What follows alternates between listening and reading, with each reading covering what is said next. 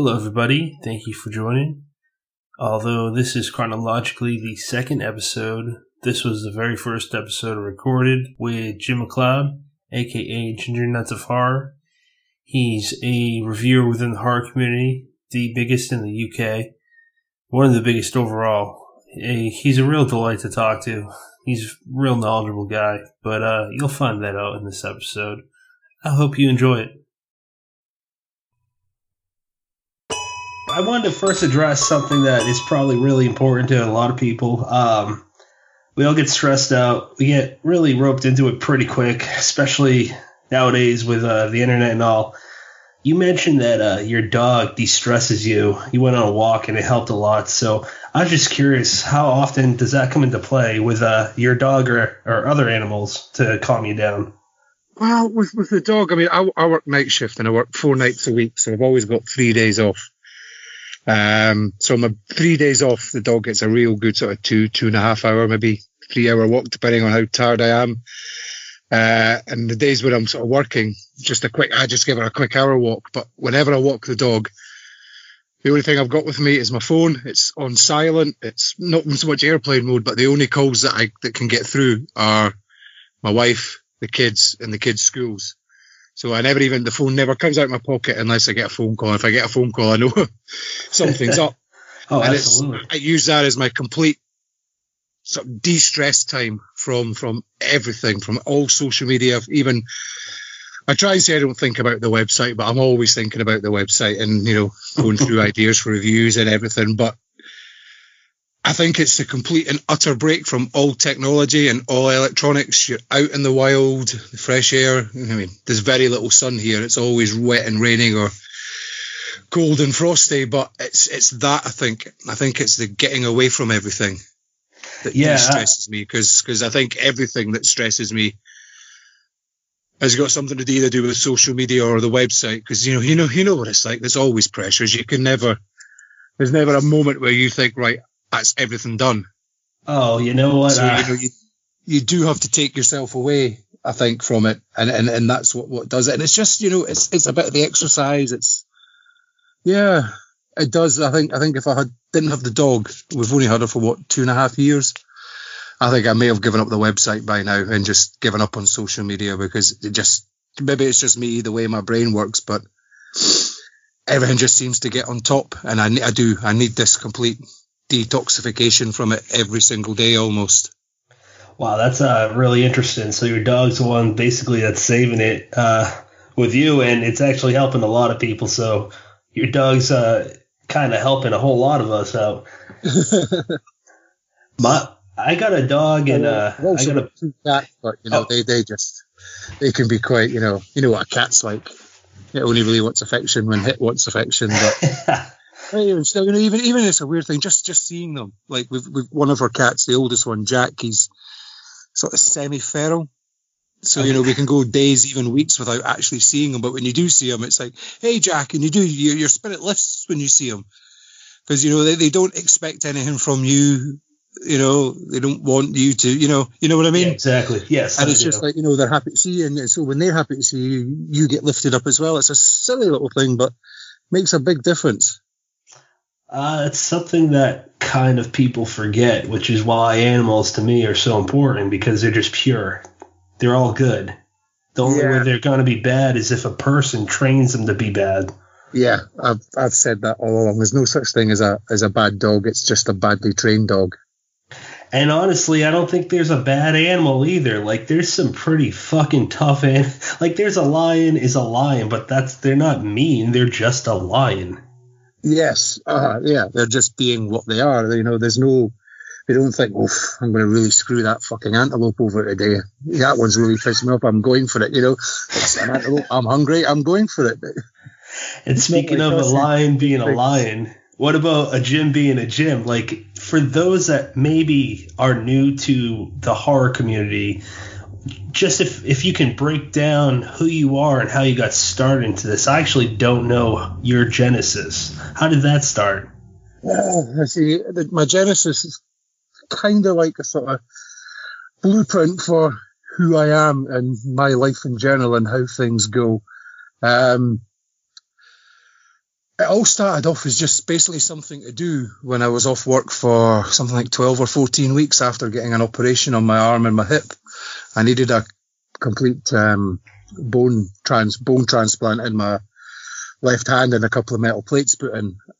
Wow. And I was on, it's now defunct, you know, the old days when you had forums rather than Facebook and MySpace. Yeah. There was I think it was the British Horror Novels Writers Forum or something along that line. It was British Horror Writers something or other. And there's people like Willie Meikle on it. I think Stephen Saville was there, Ian Woodhead. And I was just sitting there, you know, because, you know, something to do before I was off just farting around as I always like to do on the internet. Sure. And they suggested, you know, if you've got nothing to do, and I was kind of housebound for the first bit because so much bone had been taken out of my hip. They said, you know, why don't you just sort of do these sort of rolling interviews where the interviews never stopped and any author could sort of jump in at any point. So it's like this constant interview that, you know, could have gone on for like 6 months with people jumping in and talking and chatting.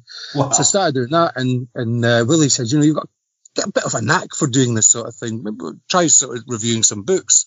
So I started reading some books, and, you know, I mean, I look back at some of those early reviews and they're embarrassing, but, you know, he said, you know, you should set up your own website. So I went to set up my own website, and it was supposed to be called the Ginger Nutcase of Horror, because I was ginger and I was nutty about horror. Right. But I was absolutely out of my face on prescription painkillers for the pain that I was under. So when I went to register it, and I was eating a packet of ginger nuts at the time, I must have just got my brain completely confused and registered it as the Gingernuts of Horror. So, you know, I thought, okay, I'll run with that. And then a few years later, you know, I never even had the Gingernuts logo at all with the packet of ginger nuts. I don't know if, you know, for the American folk, it's a ginger-based sort of crispy, snappy biscuit that's really big over in here in Britain. Yeah, I was going to ask. I had no idea what those were. And then someone just out off the back, I think it was Mark West, a British horror author, created a very basic sort of image of it for the website. And then someone else took that on and then made it to what the image was until I got the whole logo thing done a few weeks ago. And since then, I've always been in a constant battle with McVitie's, who make the ginger nut biscuits, to sort of hit the top spot on Google when you search for ginger nuts. I've kind of let that slip. I think I'm down at about page 2 now when you search ginger nuts. Even Gordon Ramsay's beating me now, which is a real pity. But, you know, once you're off the first page, you're done. Once you're off the first page, you're done. I know, it's terrible. Beaten by Gordon Ramsay and McVitie's. I think even Mary Berry's on there now. Wow. Beat by the judge from Great British Bake Off. But I've always wondered that do McVitie's know about me? Because I've always wondered about the legal side of using their packet of biscuits as my logo. Oh, wow. But I didn't even think of that. So you haven't run into an actual legal lawsuit? Not yet, no, but I've always wondered about, should I contact them and wonder if they would maybe want to sponsor me? Because over here, I don't know if it happens in America, but we've got these Cadbury's mini fingers, like a stick of biscuit covered in chocolate. And every Halloween, they turn them into fangs. So like they put like a sort of cartoon vampire on the packet. Yeah. I always thought, you know, perfect, example for getting some sponsorship from McVitie's, but I thought it's probably best not to draw attention to myself. If they know about it, but, you know, and they realise that I've gotten, you know, I'm not really affecting their side of the business or even, you know, their reputation, then that's fine. But I think maybe if I shined a spotlight on myself and said, hey, come on, guys, give me some money, I think they might, you know, then maybe take it further. But oh, yeah, that's a trigger point. Trigger word. Funny. I'm certainly not taking on McVitie's biscuits. Taken on a lot of idiots over the years on the internet, but I don't think I'll take on them. That's I imagine a big hill to climb. Yeah. So I'm not sure if I'm getting this number correctly, but it looks like you got about 20 contributors. Is it more than that at this point? I would probably say it's about 8 core contributors. And then it probably is about 20. But I've always had this complete open door policy because I mean, the site was basically set up as a joke. Well, not as a joke, but it's basically something to do for me while I was recuperating. And I never in a million years expected it to even, anybody look at it, let alone turn into the monster that it's become. And it must have been, I'm terrible with time, and I have no because of my job, because everything is basically focused on minutes and hours. I have no concept of time outside a day.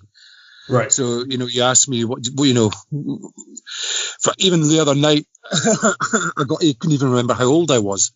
Couldn't even work out, my age, even though it's, a very simple calculation, because, you're coming up to, I'm not even want to think about how old I'm coming up to. But so I think it was maybe after 4 or 5 years of doing it on my own, I started bringing in people, the odd sort of person here and there. And then just over the years, people have joined. There's people who have maybe written 2 articles in the last 4 years, but as far as I'm concerned, they're still part of what I like to call us as a family rather than a team of reviewers, because these people, the friendships have grown and solidified over the years. I mean, at the moment, I'm writing the introduction for Kit's My Life in Horror book, which has just hit the crowdfunding target. And basically, my whole introduction is going to be about how my friendship with Kit has solidified and how he's been such a stabilizing force in my life over the years. And I think without Kit, I think I would have got myself in a hell of a lot of bother with huge, massive online fights and feuds. So there's 20 people. There's people who haven't contributed for a couple of years, but they know it's an open door policy. There's always a seat by the fire and a glass of whiskey if they want it. And they just send an article in and it'll get put up on the site as soon as I can actually get round to doing it. That's great. That's an offer I would love. Like whiskey, just that alone. Let's be friends. But as far as Kit goes, I actually was hoping we could address this. So right now we're recording. It's February, 17th, 2020. By the time this episode releases in the initial launch, it should be the end of May. And would that not be right when his books are supposed to hit publication date? He's looking to launch at StokerCon. Okay. Scarborough this year. Now, if I remember correctly, I think that's round about the 14th of April, sort of in the middle of April. So yeah, the books will have been launched by the time this podcast goes live. Okay, so I got I told you, but as a birthday, and I told Kid actually, as a birthday gift from my siblings, I said I just want one thing. I would love a deluxe collector's edition of Kit's book. I gave him the link, and that will be my first collectible, quote-unquote collectible book that I've ever bought. So that's not leaving my home. I'm just going to read it here. What can you tell us? Because by then it'll be out for a month or so if all goes according to plan. Is there anything that you can reveal besides the introduction that you're going to write? No, there's not really much I can reveal. I mean, it's basically, for those who don't know, it's the first volume of Kit's My Life in Horror article that's been on the site, and they're just fascinating articles. He'll pick films. Even one of the things he did was the War of the Worlds LP. The Jeff Lynne. No, is it Jeff Lynne or Jeff Wayne? I always get the two of them confused. It's not the guy from ELO, so whoever the guy in ELO is, it was the other Jeff. I'm not sure. And it's all about how these, films, albums, books, comics. The brilliant one he did on The Killing Joke, the Batman comic. Yep. And how they affected him at the point of when he first read it, and how the article has now affected him as to become the writer that he is today. And they're just amazing. They're so heartfelt, so earnest and honest. They're just brilliant. So, but what he's done is, rather than just republishing each individual article on the site, he's re-edited, he's expanded them, he's added bits in, and even how his opinions on them have changed since the initial writing and stuff like that. And I think there's a few sort of exclusive articles in there, but it's a book that if you haven't backed it now, and when it goes on general sale, you have to get a copy of the ebook at least, because they are amazing articles. Oh, I agree. Well, not my introduction, does the book any justice? Just skip that part and just go straight into his stuff, because it's fascinating, his articles. And I don't know if Kit's made it public, and I feel I can say it, but Kit feels that the whole My Life in Horror series has sort of reached its end point, if you know what I mean. So I think Kit's going to be rounding up his My Life in Horror column this year. You know what? It breaks my heart, but I fully understand, because everything does have a lifespan. I know Alex Davis, who did the Film Gutter series, which was our column on extreme, obscure, and very, very weird horror films. Right. He felt exactly the same way, because, life changes. He used to just work part-time. He's now got a full-time job. And he wanted it to be a weekly column, like how Kit wants his to be a monthly column. So if you can't commit to that, you just feel you're not doing the column the justice that it deserves. And I do think that, again, it broke my heart when Alex said that he couldn't do it, but I fully understood, and I think even when I first spoke to Alex about it, I was having I get wobbles about the website. I know what you mean. And I feel this is it. I can't even remember if I'm coming up for 10 years or 11 years, because I honestly can't really remember exactly when I set the site up, which I should be able to, because it was the year I had this massive operation. But as I said, I have no concept of time whatsoever. And I was thinking, 10 years, it's had a good run, because, you'll know exactly what it's like. It's a thankless job at times, and the amount of money that I've pumped into this site over the years, it's never once in any year made any profit whatsoever. I have I do sell a bit of advertising. There is a Patreon account, but they barely cover the costs of the web hosting, because you know what these web hosts are like. Every year they jump the price up. As soon as your traffic goes up, they jump the price up because you've got more traffic. As soon as you start hitting sort of key figure points and the amount of data that you've actually got on the site, and there's 10 years worth of God knows how many articles that are on there. It's scary how much money of myself that I've pumped in. I think I was thinking, I don't know if I can actually afford to keep it going anymore. Wow. And I was I was talking out something, 10 years, it could be a good sort of point at which to say goodbye. Oh, that would suck. It would suck major, and I honestly don't know what I would do with myself. I really don't. A few years ago, I had a major wobble. It was like one of the worst weeks of my life. Just everything seemed to go wrong within, like, family, work, friends. Some idiot on the website who used to be a reviewer for me had fallen out with me because I had discovered that he was a extreme right-wing, racist, homophobe, transphobe, you name it. He was a phobe. So I booted him off the site, and then he went crying to, what's his name, Vox Day and all that lot. I can't remember if they were the sad puppies or the angry puppies. I can't remember which one was which, because I never really paid that much attention to it. Yeah. So I went through about a period of a month of getting cyber attacks and, abuse from all these bunch of scumbags, and I thought, well, it's just not worth it. So I didn't even tell anyone that was it. I closed every social media account. Didn't update the website at all. It must have been about a month.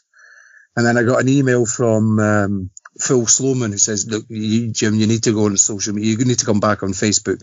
Just come back and have a look. Came back on, and I don't know, there must have been 100, 200 people that were on my Facebook account had changed their profile pictures to the website logo as a sort of sign of, come on, come back, we support you and everything. And just seeing that, I thought, I have to do it.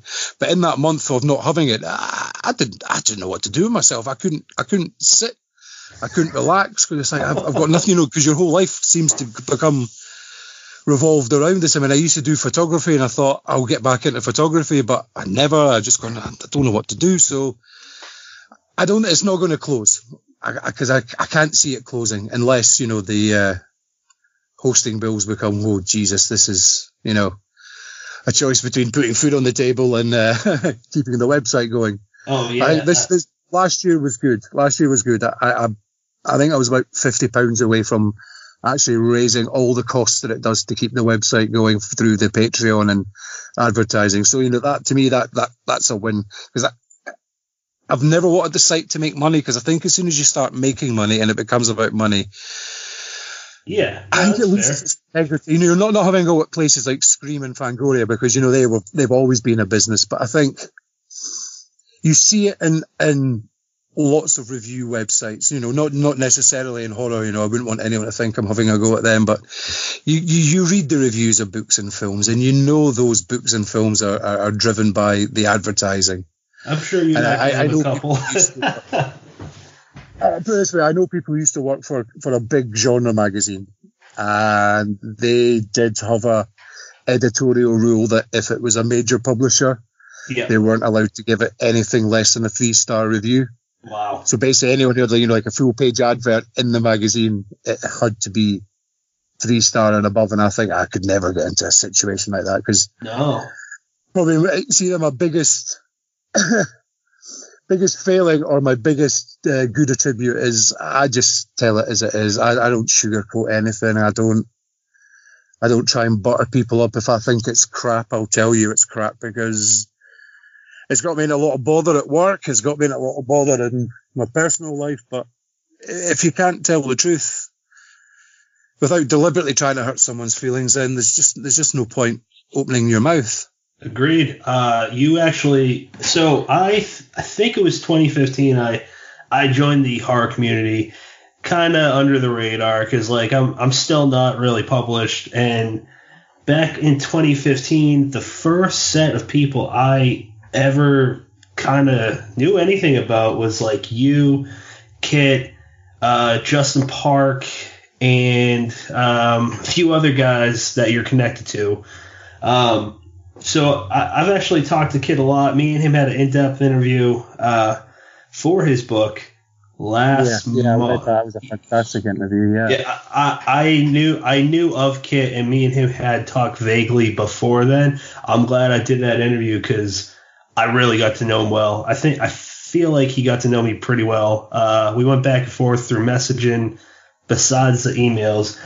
And I just bring that up because you two speak very highly of each other. It's like you both, not like, you guys are brothers, and I'm just curious, where else could you get that if it wasn't for the internet? Like, I would have never known you, or like, God, I don't even know how many people I've met through social media that I consider a dear friend. Yeah, I mean, I hate this. There's so many people, probably mainly from the generation above, certainly me, who go, oh, social media, it's terrible. You don't make real friends, and it's absolute nonsense. Absolute nonsense. If it wasn't for social media, the only people I would talk to outside of my family are the sort of 5 or 6 people that I meet every day when I would go out walking the dog. Wow. You know, I wouldn't actually say, and it sounds sad and pathetic. No, not at all. With no friends, but my work friends are not friends. You know what I mean? Yeah. And I've never socialised outside work with my friends. I never go on work nights out because I've had too many bad experiences of that. You know, like the night where I was in the toilet doing my business and some woman came in who I worked with a door off the cubicle in the female toilets and tried to smash the head of her boyfriend because she had caught her boyfriend snogging some other woman who worked with us. And I thought, that's it. Never again am I going out on a work night out. You know, so yeah, if it wasn't for social media, I probably wouldn't. It sounds pathetic, but I would have no friends. No, and yet the friends I've made, like Kit, Justin, Phil Sloman, Tracy Fahey, Penny Jones. Oh God, you know, you could go on and on and on. They're like brothers, and you know, as you said with Kit, I actually mentioned that Kit. I described Kit in the introduction as my younger, smarter, and more intelligent brother. That's fair, and I'm not trying to put words in his mouth. But speaking to him, I mean, the way he talks about you guys are pretty. It's like you're stealing each other's words pretty much. Like, you guys have a high regard for each other. I know I already said that, but it's just so fascinating to hear you guys talk about each other pretty much the same way. I love it, and it makes me happy.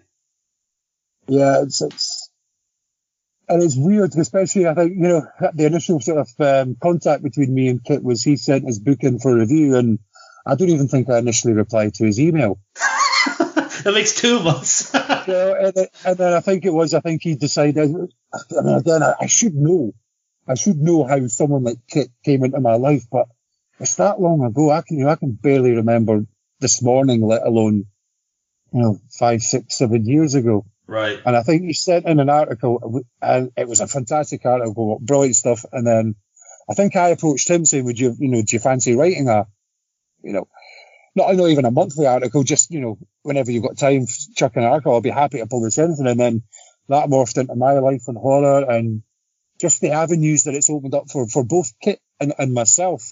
Kit did one on Gremlins, and it became... I haven't read that one yet. The biggest article that had ever been shared on the site. And I'm annoyed with myself because last year I upgraded the website from an HTTP website to an HTTPS website. And the plugin that I used for the shares and all that, everything that had been published prior to the upgrade got completely zeroed. Oh. And at that point, and at that point, the Gremlins one had over 5,000 shares. Holy shit. And it actually got back to Joe Dante, or at least Joe Dante's sort of publicists and agents and whatnot, management team.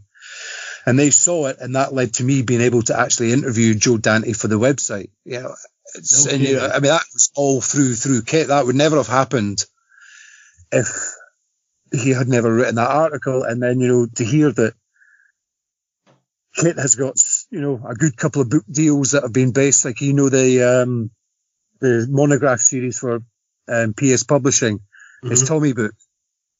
That was based on Neil Snowden, who sort of curates that whole series, having read Kit's articles from the website and loving what Kit does. And that just fills me with so much joy to know that so many people who have contributed to the site have managed to further their career just by being on the site. And it's a fantastic feeling. You feel like a proud dad, and that's your little children, and you're giving them a pat on the head saying, well done guys, on you go. And then as you mentioned, Justin, he has made it public. One of his books has been optioned for a film, and that was based on the producer reading the review on the website. That's awesome. And it's like, my God, that could be life changing for Justin. And oh yeah, that happened because we just happened to review one of his books, and that's such because you always feel, is it worth doing? What I do, does it have any impact on anyone's life? Because I used to have that, the Amazon Associates account, and for some reason either someone's reported me, because people like to report me to everybody. My Facebook account is screwed because someone's reported me, but I've lost the Amazon Associates privileges.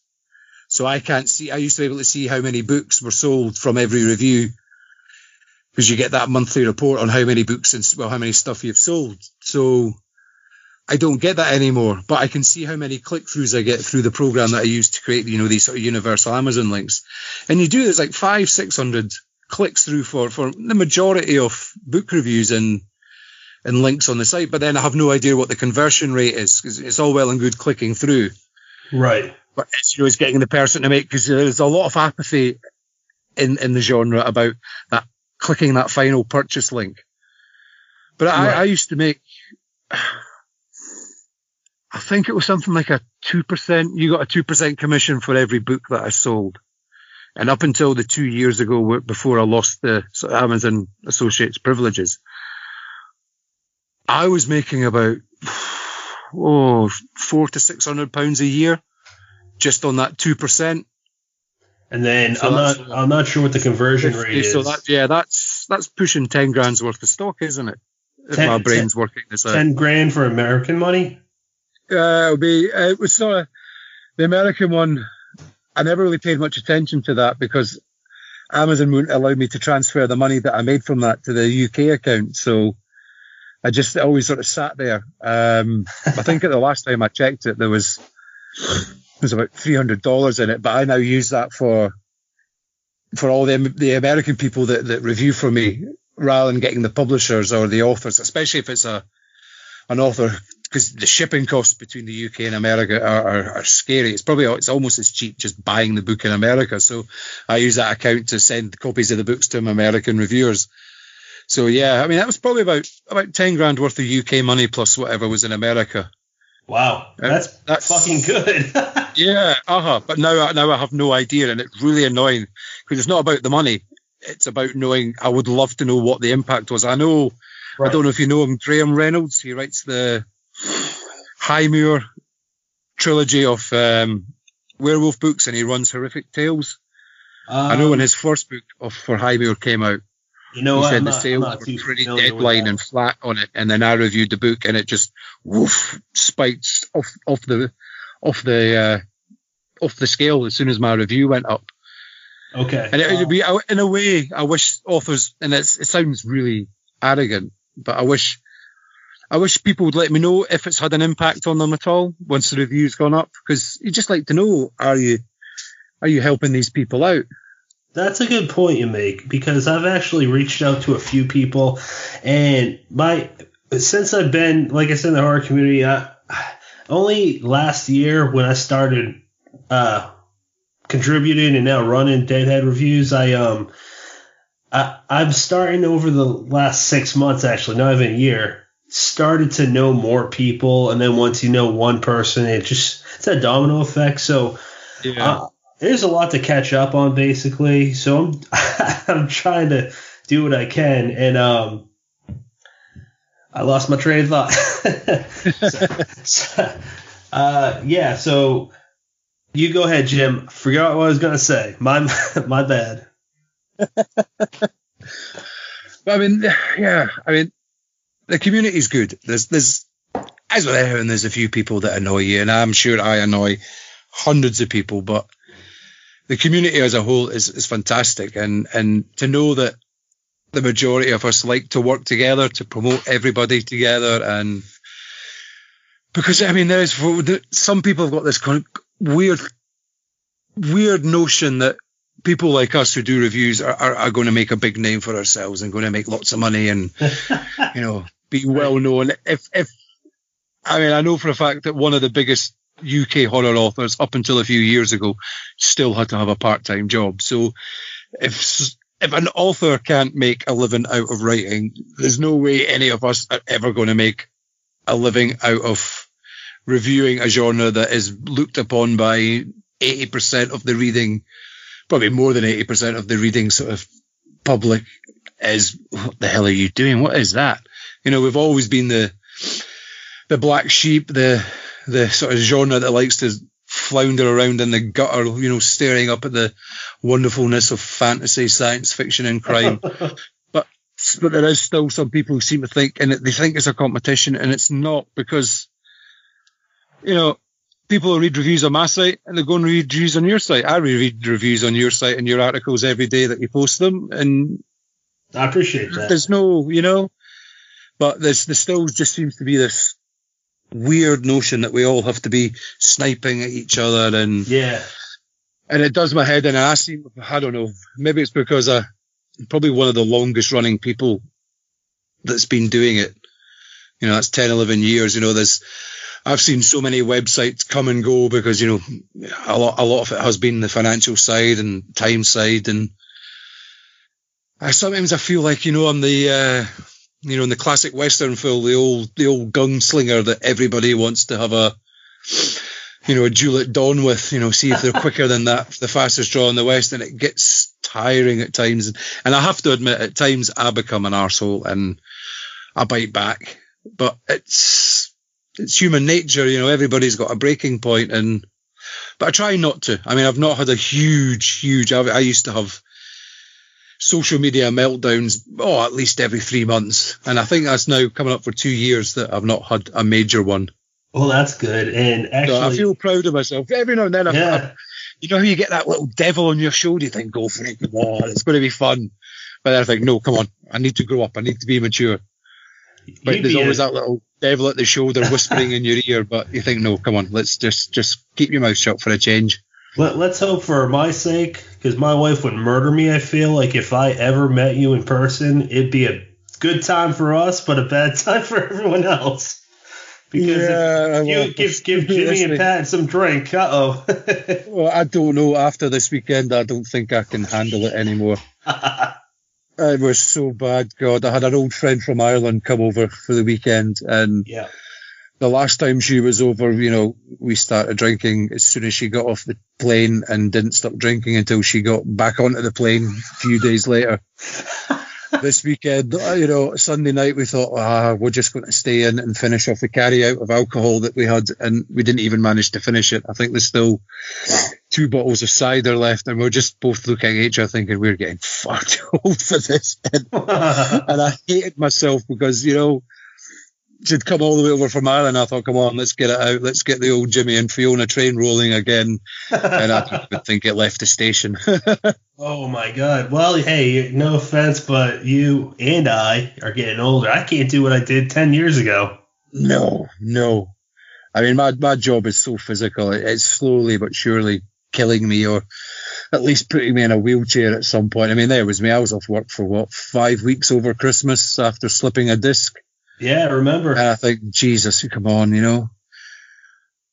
I'm still, I'm the strong, I'm the strong man. I shouldn't be doing this, but no, it is. It's just, and it's like, even God Christ, I'm looking and thinking, I need to go and buy fairy focal glasses. And it's like, I'm not doing that. If I do that, that's me basically. I may as well just get myself a slipper, pair of slippers, a dressing gown, and just put myself in an old folks home, because that's the fine. And I can't do it, even though I need to do it, because I can't see the numbers of the buses that I need to get to and from work. The book's getting further and further away as I read it. I might have to get an extension to my arm, I think, in a few months to be able to read a book. But oh no, I refuse to do it. It could be an opportunity for you to embrace a new role. And I actually wanted to bring up something from my point of view. The two people, and I've said this to the two of you a lot, it's probably annoying at this point. The two people I look up to most reviewer-wise and just in general in the community is you and Sadie Hartman. She's over here in America, you're over there in the UK, which is kind of cool because it's like the father and mother of all of us. You guys both look out for everyone, except for something that I embrace, except for people that are trying to fuck over other people. And you guys put them in their place pretty quickly. Yeah, but the flip side of that is me and Sadie always seem to be looked upon as, sometimes as the bullies. There was a big thing of, a year or two ago, we were the bullies because some other person was acting like an arsehole. That's crazy. And it's like, all you could hear is prove it, prove it, prove it. Oh, I never said that. It says you did. And it's like, you know what? I mean, Sadie is just absolutely amazing. I love it when people like you and Sadie and Barks from Barks' book and all that. Oh, Laurie. Yeah. Yeah. She's great. Most of you people, I think I sort of connected with all of you round about the same time. No kidding. I didn't really know Sadie and Lillian from Sci-Fi and Scary and Tracy and all that lot. Really, maybe a couple of years at the most. Maybe, they've certainly been doing it for longer, but it's just, how Twitter, it takes time to make connections, and especially when it's UK going over to America and all that, it does seem to be harder making that sort of network and spider web of people. And so I thought, wow, this is the new, for me anyway, the new crowd coming up. And I'm looking at what they're doing and I'm thinking, this is brilliant. I felt reinvigorated, and I thought, right, I need to start upping my game, because you start feeling as though you're sitting on your laurels, and you look at like Sadie's Instagram feed, it's just unbelievable. I've never got Instagram, and I don't think I'll ever use it. But you look at what she does, and in the short time that she's been doing it, writing for Scream magazine and Cemetery Dance and all that, it's Black so Static. well deserved. And it's like, what? People like that are so needed in the genre. Need these people that are coming up and giving me the kick in the backside that I need, and, people that have been doing it for as long as me. And it gives a whole fresh new perspective on it. And I love that the actual reviewing community is so great. Vibrant at the moment. Yeah. And everybody, and it's brilliant because, like you guys and like Sadie, through no fault of your own, because it's always been this way, you do seem to concentrate more on the American side of the publishing. Now, was it Michael Patrick Hicks who put that web post up in a response to, was it like Cracked or some sort of non-genre website, the small publishers that you should read? and most of them weren't small publishers. So he put a rebuttal up against it, and most, I think, in fact, like every single small publisher he listed was American. But I think it's always been that way. I think even music, maybe not so much films now, but certainly music and books. There's always been a big sort of traveling over from America to the UK, but the journey back, it's never the same. It's always much harder for people from the UK to get noticed in America. You know what? So, and it's like, I sort of made a wee sort of Twitter response to his one, listing all the UK ones. But I love, though, how between sort of like myself and the other sort of UK-based sites and you guys, we have all the great stuff completely covered between us. And there is the occasional crossover. I mean, I know a lot of you guys loved Stephen King's The Institute, and yet over here, myself and Tony Jones and a few other people on the site absolutely hated it. I never read it. Yeah. I'm too busy reading indie horror at the moment. Yeah. And I think it was the same. I think it was like a Josh Malerman book. It was like people. I think I don't know. Is it a cultural difference and stuff? Because I've always found it hard to read Stephen King. To be honest, I think I've only ever finished 3 of his books. I would never say he's not a fantastic author. It's just he's never ever connected with me in any level other than just, right, I've read your book, if you know what I mean. I've never felt I need to read him. And I think, is that a cultural thing rather than a personal taste thing? I don't know. I mean, he is still huge over here, but I think I know the answer to that. I was coincidentally listening to Staring Into the Abyss, which is Michael Patrick Hicks. Yes. It's Scott Kemper and Matt Brandenburg.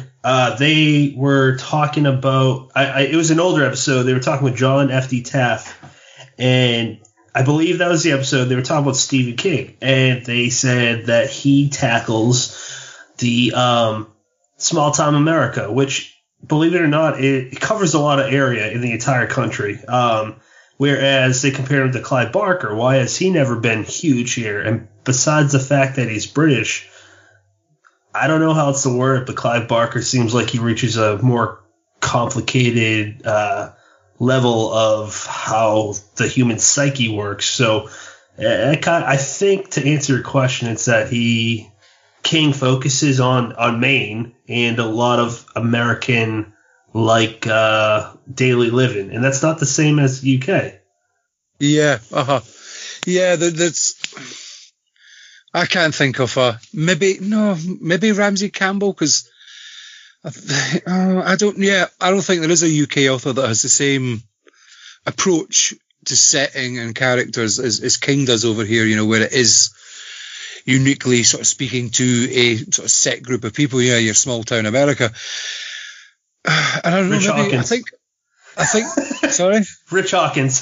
Yeah, well, yeah, but at least every now and then you get a happy ending with Stephen King. There's no such thing as a Rich Hawkins happy ending. I think he's a bit too dark and brutal for a. I don't know. I think maybe I'm speaking out of turn here, but I think the UK embraces darkness a bit better than America. You look at the American version of The Office compared to the UK one. The UK one, it's dark, and you feel no sympathy for David Brent. You just think he's an absolute prick. But you look at the American one, and you feel sorry for Michael Scott. You just want Michael to be happy and to be loved by everybody. I don't know if the UK one, if the American Office kept that darkness that the UK one had. No, if it would work. But I mean, then again, you guys have got things like Always Sunny in Philadelphia and The League, and you can't get darker comedy than that. I mean, that is brutal stuff. I'm actually a fan of both The Offices, and when I first watched the UK version, I was like, whoa, wait, that's... First off, they say cunt a lot, and if you say that, don't say that in America. Like, look, I don't want to speak for everyone.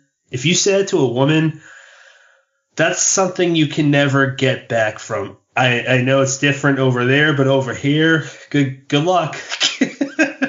Yeah, well, see, that's the thing. You must have seen, was it Gemma's Twitter post about how to write English and how, we're talking about swearing, all that. Over here, especially in Scotland, swearing is in when we talk, it's used as basically punctuation.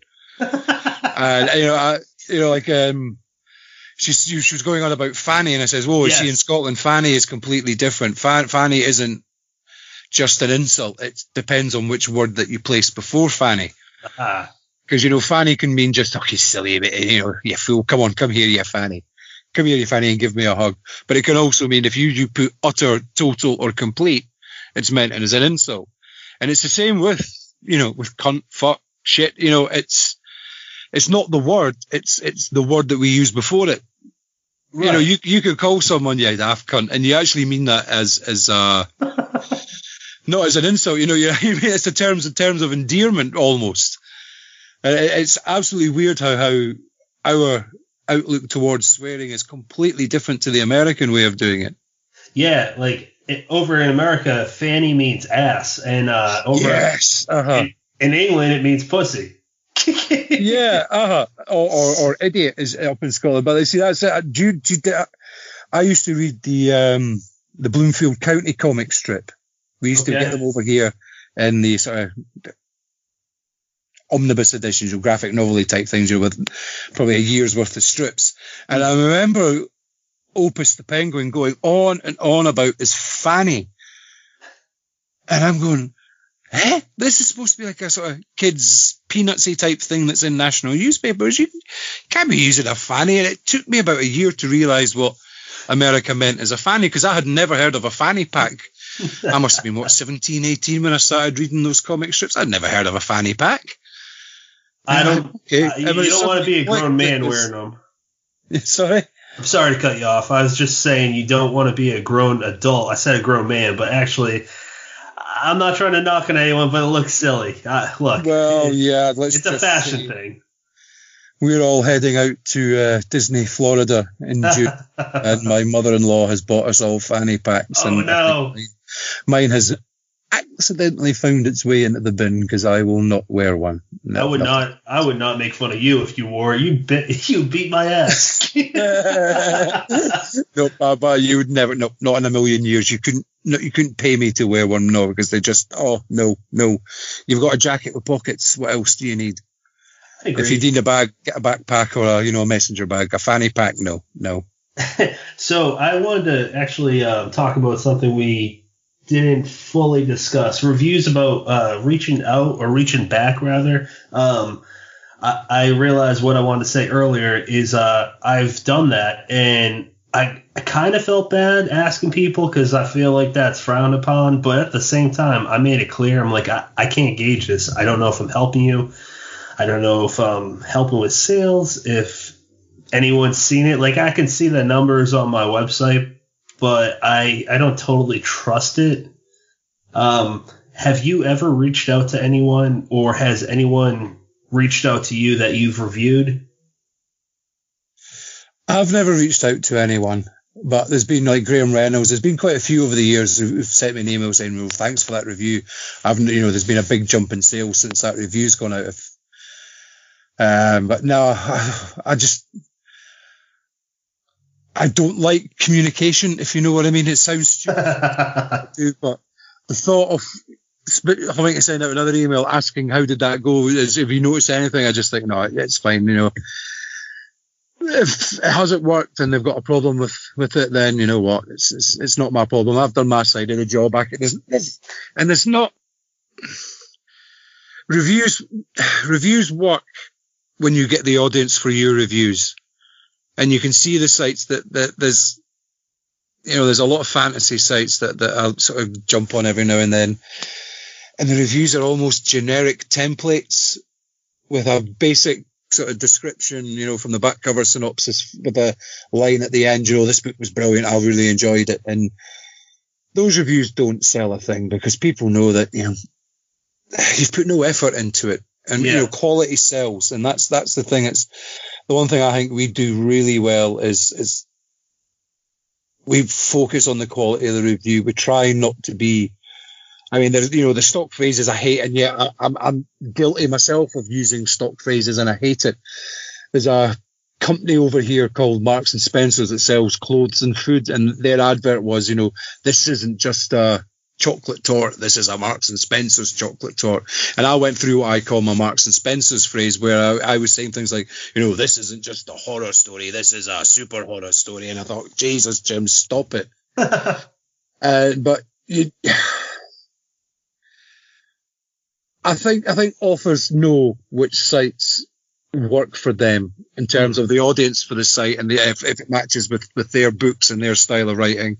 And they also know which sites really do put the effort into doing reviews rather than just churning them out left, right, and centre. I can think of a bunch. Sorry? I can think of a bunch off the top of my head. You've already listed a lot earlier. Because, it's just, I've always struggled with how much content to put out every single day. I used to do 3, maybe 4, and then I thought I think that does a disservice to both the people who've written the reviews and the authors for who the reviews are for, because there's only so much someone can read in a day. Yeah. And if you're constantly churning out stuff, you always find that one article really takes off and the others just sit there flagging back and, get no hits, no nothing. Yeah. So I think it's unfair. So I've gone down to 2. I did try a couple of weeks of just doing 1 article a day, but moving it to 7 days a week. But then the backlog of stuff just becomes impossible to ever clear. So I think 2 a day. I think that's certainly for me. I think that's the sweet spot. And it's only occasionally, like last week, I had a cover reveal to do, but I was waiting on Amazon getting rid of the old version of the book from Cheesine, which I don't really think I could probably talk about Cheesine for the next 24 hours at least. Oh yeah, waiting for Cheesine to remove that their version of that book before the new publisher could get their book up. Good luck.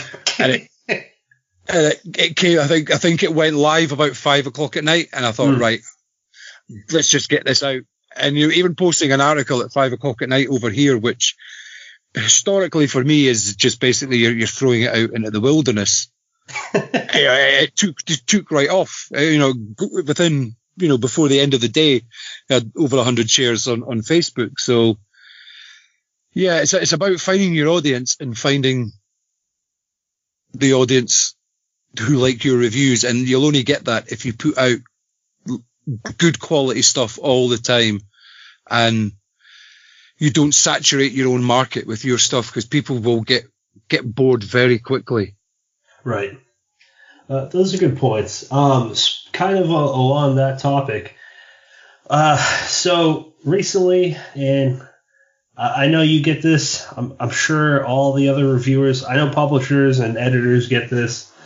I go to my mailbox multiple times a day for the Deadhead account, and I've had a godsend sent to me. One's Turpit, fucked up her name probably, and Ellen Vigliano, probably messed her last name up too.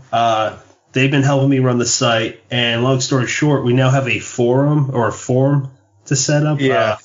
All set up where you have to read it and fill it out. I still get spams, and it's funny. The spams I've gotten in my folder have been specifically from PRs for films, and they're sending me this huge long thing like I should be impressed, and I don't get it. I've replied to both, and I just said, like, hey, I was nice. I just said we have guidelines for you to follow. No reply. What's the best way to approach reviewers as well as editors or really anyone that you want to help promote your book? The way I look at it in terms of trying to find an avenue for either your work getting published or your work getting promoted, there's no difference between us and publishers. Right. And every publisher, if it has, if they're publishers with certainly with open calls, 365 days a year, will have a page on their website that has submission guidelines. the big five that maybe only have, a couple of weeks a year where they have open submissions. They'll put that submission out, and the guidelines for that submission will be on all the social media articles that they produce. And if you don't follow the submission guidelines for a publisher, they will throw it in the bin. It doesn't matter how good that book is. They think, no, screw this, because if you can't read a simple, 10, 12 line set of guidelines, then you're showing them an utter, the way I look at it, you're sticking two fingers up at me, and I don't like getting fingers stuck up at me.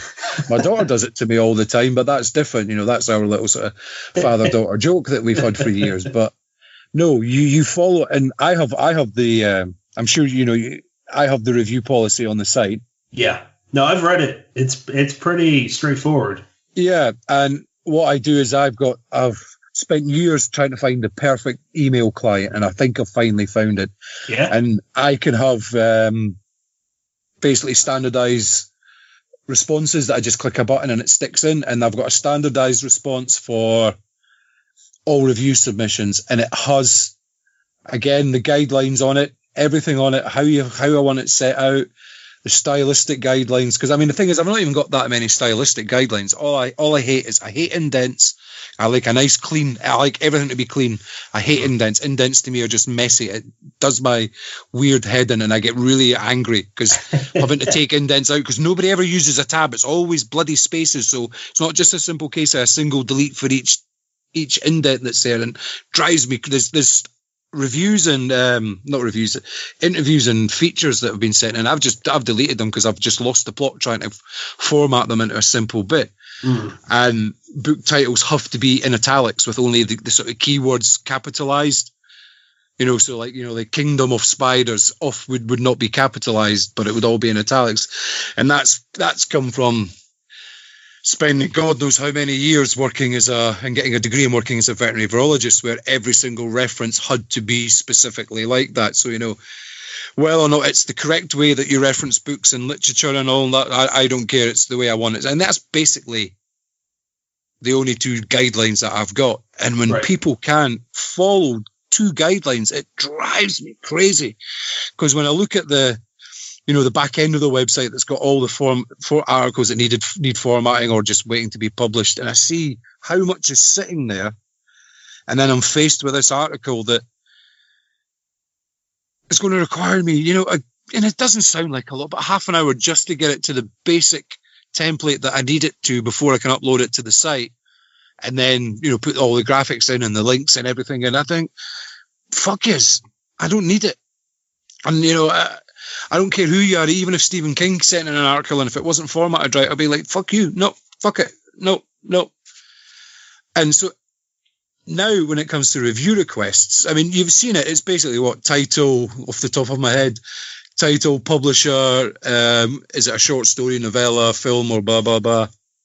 Yeah, basically. And if you've got an Amazon link, send me the Amazon link so I can, they say don't judge a book by a cover, but I bloody well do judge a book by a cover. So I would like to see the cover of the book, because, if you're sending a book out to reviewers with a cover that looks like someone's taken your 4-year-old daughter, strapped their hands up in a pair of boxing gloves, put a blindfold on her, got her drunk and said, there, go and draw a cover for me, and you think that's good enough to send out, to me that sings warning bells about what you think of your writing.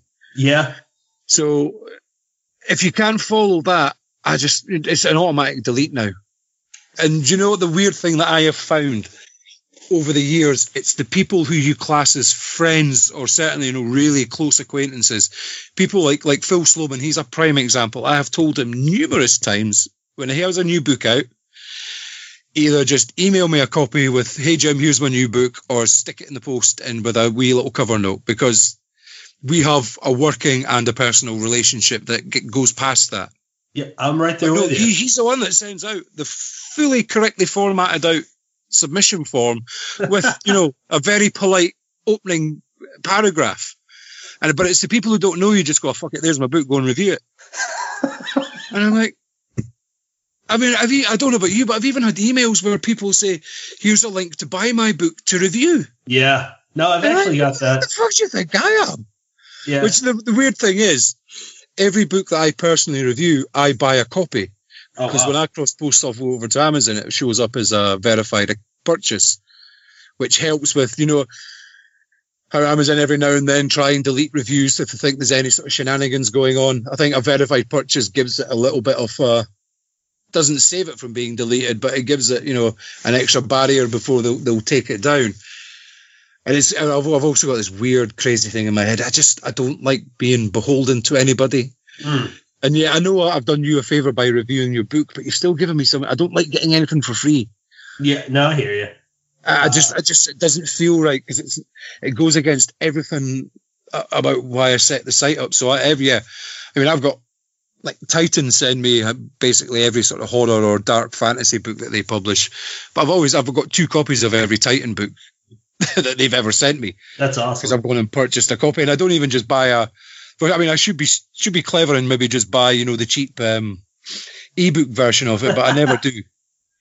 And then I wonder why we need to move house because there's no actual wall space left for any more bookcases anywhere in the house. But I'm just a bit simple when it comes to things like that. I can't figure these things out. But no, if you don't follow guidelines, if you're doing the reviewer publisher, you're doing them a massive disservice. And I say, fuck you, just delete it. Fuck it. You're just not. Yeah. We don't ask for much, and publishers don't ask for much. No. So basically, it's follow the guidelines. Just read it. Follow the guidelines. If you can't follow the guidelines, fuck off and take up painting or something. The way I see it is, if you can't even read that, why the fuck am I going to read your book? That's like average book is 80,000 words. Why am I going to read what you sent me?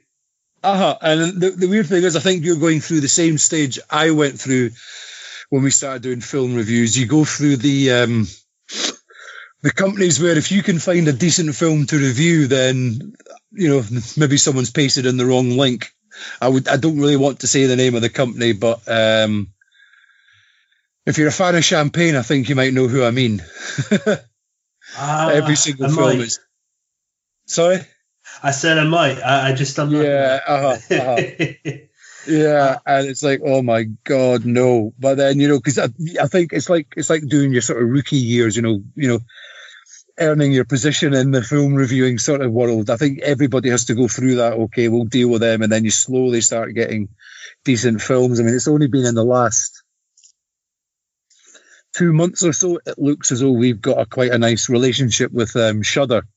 Oh, no, and then shit. Suddenly again, that changes. You actually get the personalized email from the publicist or, the person who's in charge of that film. That's amazing. Suddenly changes from being, this massive long, just send it out to everybody to an actual personalized, hey Jim, the new film's up, would you fancy giving it a review? And it's like, you don't mind that because you formed that relationship with that publicist, if you know what I mean. Like Lydia from Titan, I know of her. I don't think she knows who I am, but I've seen her talk to people on social media. She seems like a nice person. She's absolutely amazing. I mean, she invited me out to dinner at FCon in Glasgow last year. No kidding. It was me, her publicist team, and then every single Titan author there. So I mean, there's me out for lunch with Tim Lebon, Mark Morris, Paul Tremblay. It's like I'm sitting here going, do you feel like I'm fucking else? I've just walked in off the street and just sat down without any. All right, yeah, I'm just going to sit here. That was amazing, and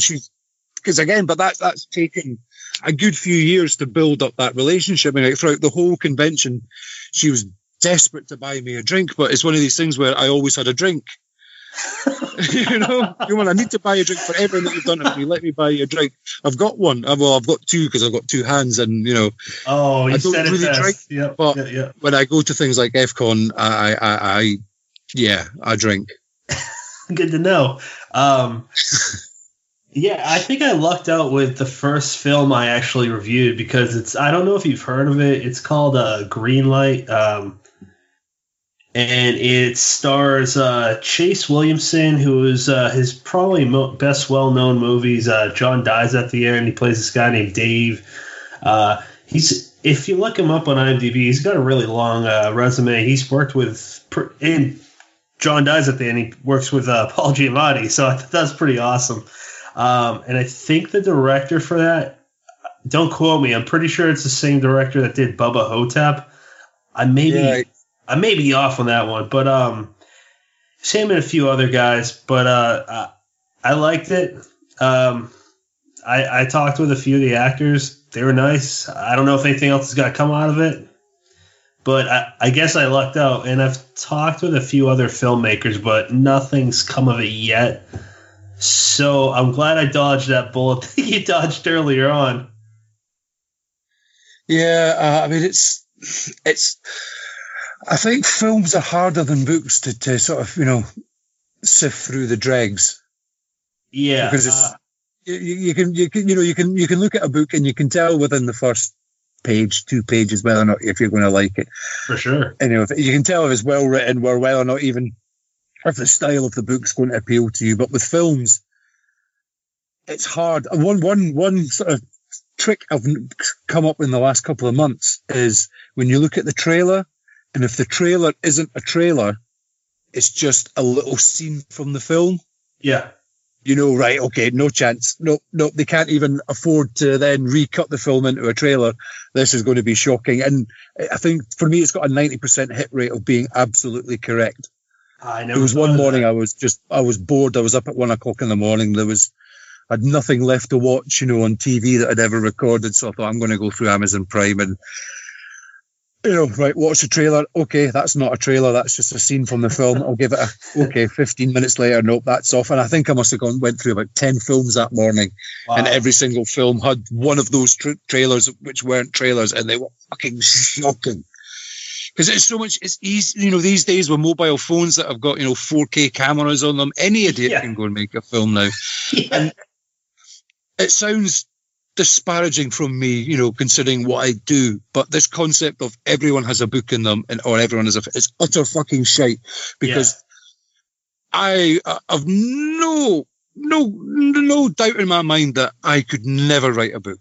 And it's people, it's not about, you learn, it's crafting your skills. It's not that you can either have the sort of seed of ability to do it that you can then grow or polish and, turn from a turd into an actual diamond. But there are people who just don't. That's why not everyone in the world is a first-class football player. This nonsense about, 1,000 hours or 10,000 hours and you become great? Absolute bollocks. Yeah. I've put about more than 10,000 hours typing, and I still type like a one-fingered sloth.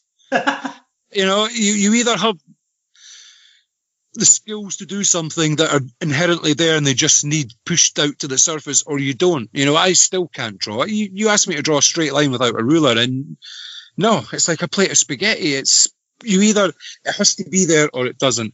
But people don't understand that, and you can't say that because it's all I don't know what it's like in America, but over here, you only ever got a medal if you won something, like school sports day. Now it's all about everybody gets a medal because everybody took part. It's like, no, my son's way better than your son. He should get the medal. He doesn't deserve one. He beat him by 20 seconds in that, that race. Fuck off. No, he deserves to win a medal, not everybody. But if I say that, I generally get shot down by a lot of people because they just think I'm some old-fashioned dinosaur. But no. And films is just terrible because everybody seems to want to make a horror film. We reviewed, oh, God. What was it? It was Clownado a few months back. Clownado? Yeah, now, the thing is, I actually enjoy the Sharknado films because you know what they are, and there's not an iota of seriousness about them. They're deliberately done to be shite. And, you can watch a shite film that knows it's shite because it plays upon the shiteness and it makes fun of itself. And all those films do. I wrote a review of, I can't even remember which one of the Sharknado films it was. It was the one at the end where the Sydney, and this is major spoiler here if people haven't seen it, the Sydney Opera House, suddenly all, the arches on it, they're become floating laser defense turrets. So, a major spoiler, but it's, it's so bad you're laughing. And it sounds silly. It's fucking terrible, but you're watching it with a smile on your face and a beer in your hand. It's worth it. The director of the film actually contacted me on social media and actually thanked me because he says of every single review he'd ever read, I was the only one who actually got exactly why he's doing these films. And I was saying, this film is utter shit, but I'll watch it again because I had so much fun watching it. But Clownado was just shit. Okay, It was one of absolute, those. and One of those sci-fi movies. Oh, I don't even think it would be shown on the Sci-Fi Channel. It would be shown on one of those weird free apps that you get on Amazon Prime that, oh God. And I don't even know if it was a director or the actor. It might have even been the actor stroke director stroke. I think it was one of those films where, he did everything. Yeah.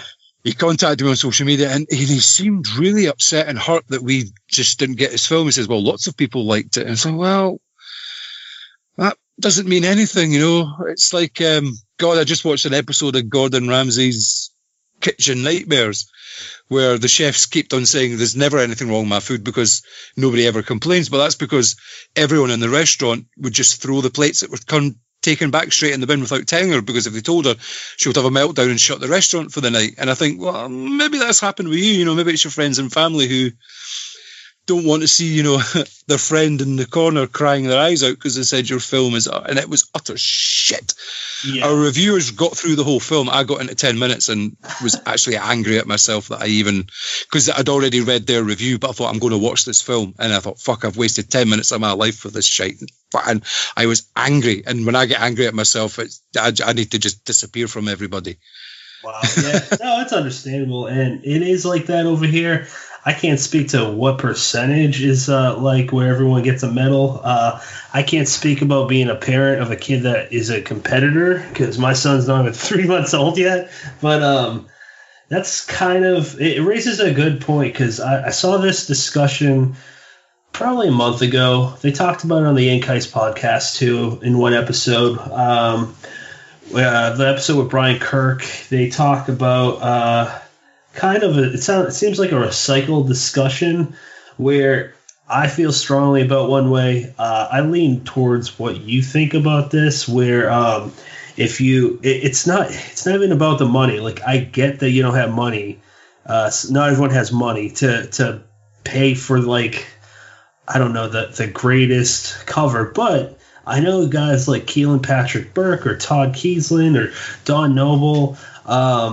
There's so many more. Like, I've worked with Don for a sketch, and me and him talked about price, and I'm sure that a lot of them are flexible. So for someone saying it's like, because I've gotten ripped apart, where someone was accusing me of saying that they had to not buy their groceries to pay a good editor and do a good cover. I didn't even bother correcting them because it was like a group of angry people. So I'm not going to get into that, like with strangers especially, but it's my strong opinion that you have to pay for a good cover if you're going to be a self-published author, and you have to pay for a competent, good editor. Otherwise, why are you doing this? Is it just a hobby? If it is, that's fine. Or are you trying to actually get a readership? And that's my goal as an author. I'm not an author yet, but as a writer. So just to kind of piggyback on your point, I don't think anyone can be an author. It takes a lot of time and effort. I'm 7 years in, and I'm just finding my writing voice. You gotta really want to do it. Like, I'm not planning on this ever being a career. I just want to publish some books, and if it turns into that, it turns into that. I just it's not for everyone. Just like being a musician or a doctor isn't for everyone. Yeah, but people just... I mean, I blame Amazon. It's all Amazon's fault because, they've allowed everybody to write a book and literally stick it up because it costs nothing and no time to stick. Sometimes you're probably better putting their shopping list up on Amazon rather than the book that they think they've read. And it is, you have to... And I also think if you're then having to make the decision, if you're buying groceries for the week or you're paying for an editor, maybe you shouldn't be writing at this point in your life. Yeah. Put the book, write the book, put it on hold. Because, unless you're writing specifically for a fad, a book doesn't have a shelf life, no pun intended. So, put the book aside and then, put a tenner away, 50 quid, a month away until you've got the money to do that book justice. Yeah. But it's this, again, it ties in with this, everybody's a winner. Nobody's got any patience anymore. It's this whole concept of, like X Factor and what is it, America's Got Talent and all these, reality shows like over here we've got Love Island. It's this instant fame where you go from nobody to being a short-lived superstar in the public's eyes with the barest of effort and work. And everyone seems to think, right, I can write a book, boom, I'm now suddenly going to become a well-known author, and they don't understand that it's not just the writing, it's everything else. It takes time. You've got to let it mature. You've got to do, if you don't show that you think your book is worth the effort to put it into a book that deserves to be published, then nobody else is. So yeah, if you're paying for gross, if you're making that decision, just set it aside until you can take that book further. I mean, don't every single book. I've had arguments with people for years over this. I don't think there's ever been a single book published that doesn't have a typo, because it's, even a short novel's 30,000 words. God knows how many punctuation marks are in that book. It's impossible, no matter how many times you read over something, you're always going to miss something. Yeah, for sure. Even the big 5 publisher books, there are typos galore. Maybe years ago when they could afford to have 3 or 4 copy editors and line editors going over it, but these days, so typos are just, they're going to happen. They're a part and parcel of reading a book. But I remember there was an author got really upset with another author because they were, this other author was lauded as being fantastic, and I think in the first page of their book there was something like 15 typos. Now that's lazy. That's not just them slipping through the net through human nature and just the nature of the book. That's just pure utter laziness. And all right, I think the way he handled it was wrong, but I could understand his frustration. When you see someone else being lauded as being utterly amazing, and yet the first page is almost unreadable. Mm. And okay, I get your point, but maybe you should have handled it slightly better. But I get it. I mean, I handled it better coming from someone like me who's had more explosions and verbal fistfights online than probably anyone in the history of reviewing. But it's just So no, there's no such thing as no such thing as everyone's a writer. You need to believe in yourself, and you need to believe in your work, and you need to give your work the attention. And the thing is, good editors and good cover designers aren't that expensive. Right. There's a publisher going away.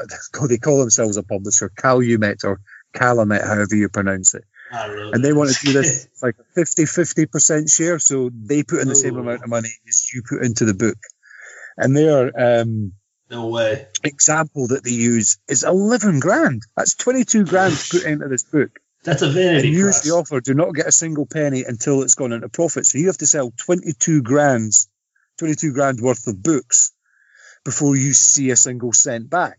But you'll only get half a cent. If you sell $22,000 and a cent worth of books, you'll only get half a cent back for an 11 grand deposit. It's like, that's not publishing.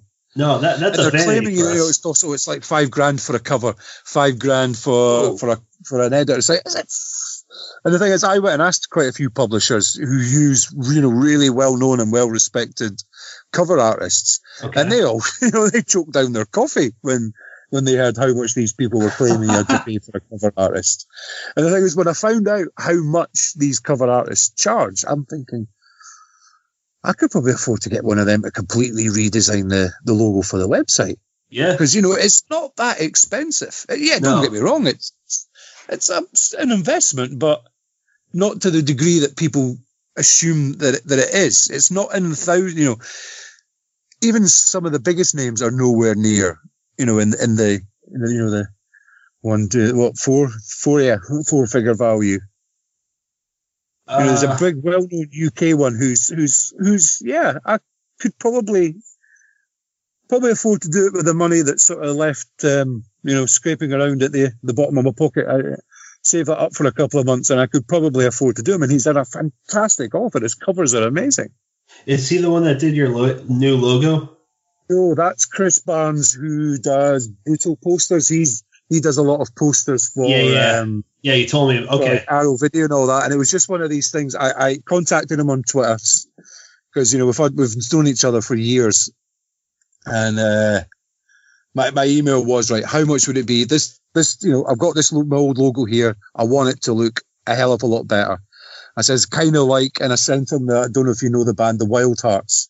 No. They've got a logo of a sort of, almost like a sort of pumpkin-y type thing with, the crossbones thingy from Pirates sort of at the back of them. And it's like cartoony and like I says, you know, this sort of idea, I want is like sort of 3D-ish rather than a flat sort of plain graphic image. And it says, but let me know exactly how much that's going to cost, because, you know, this is, you know, and he came by and says, no, I can't charge you for this. I went, no, you have to.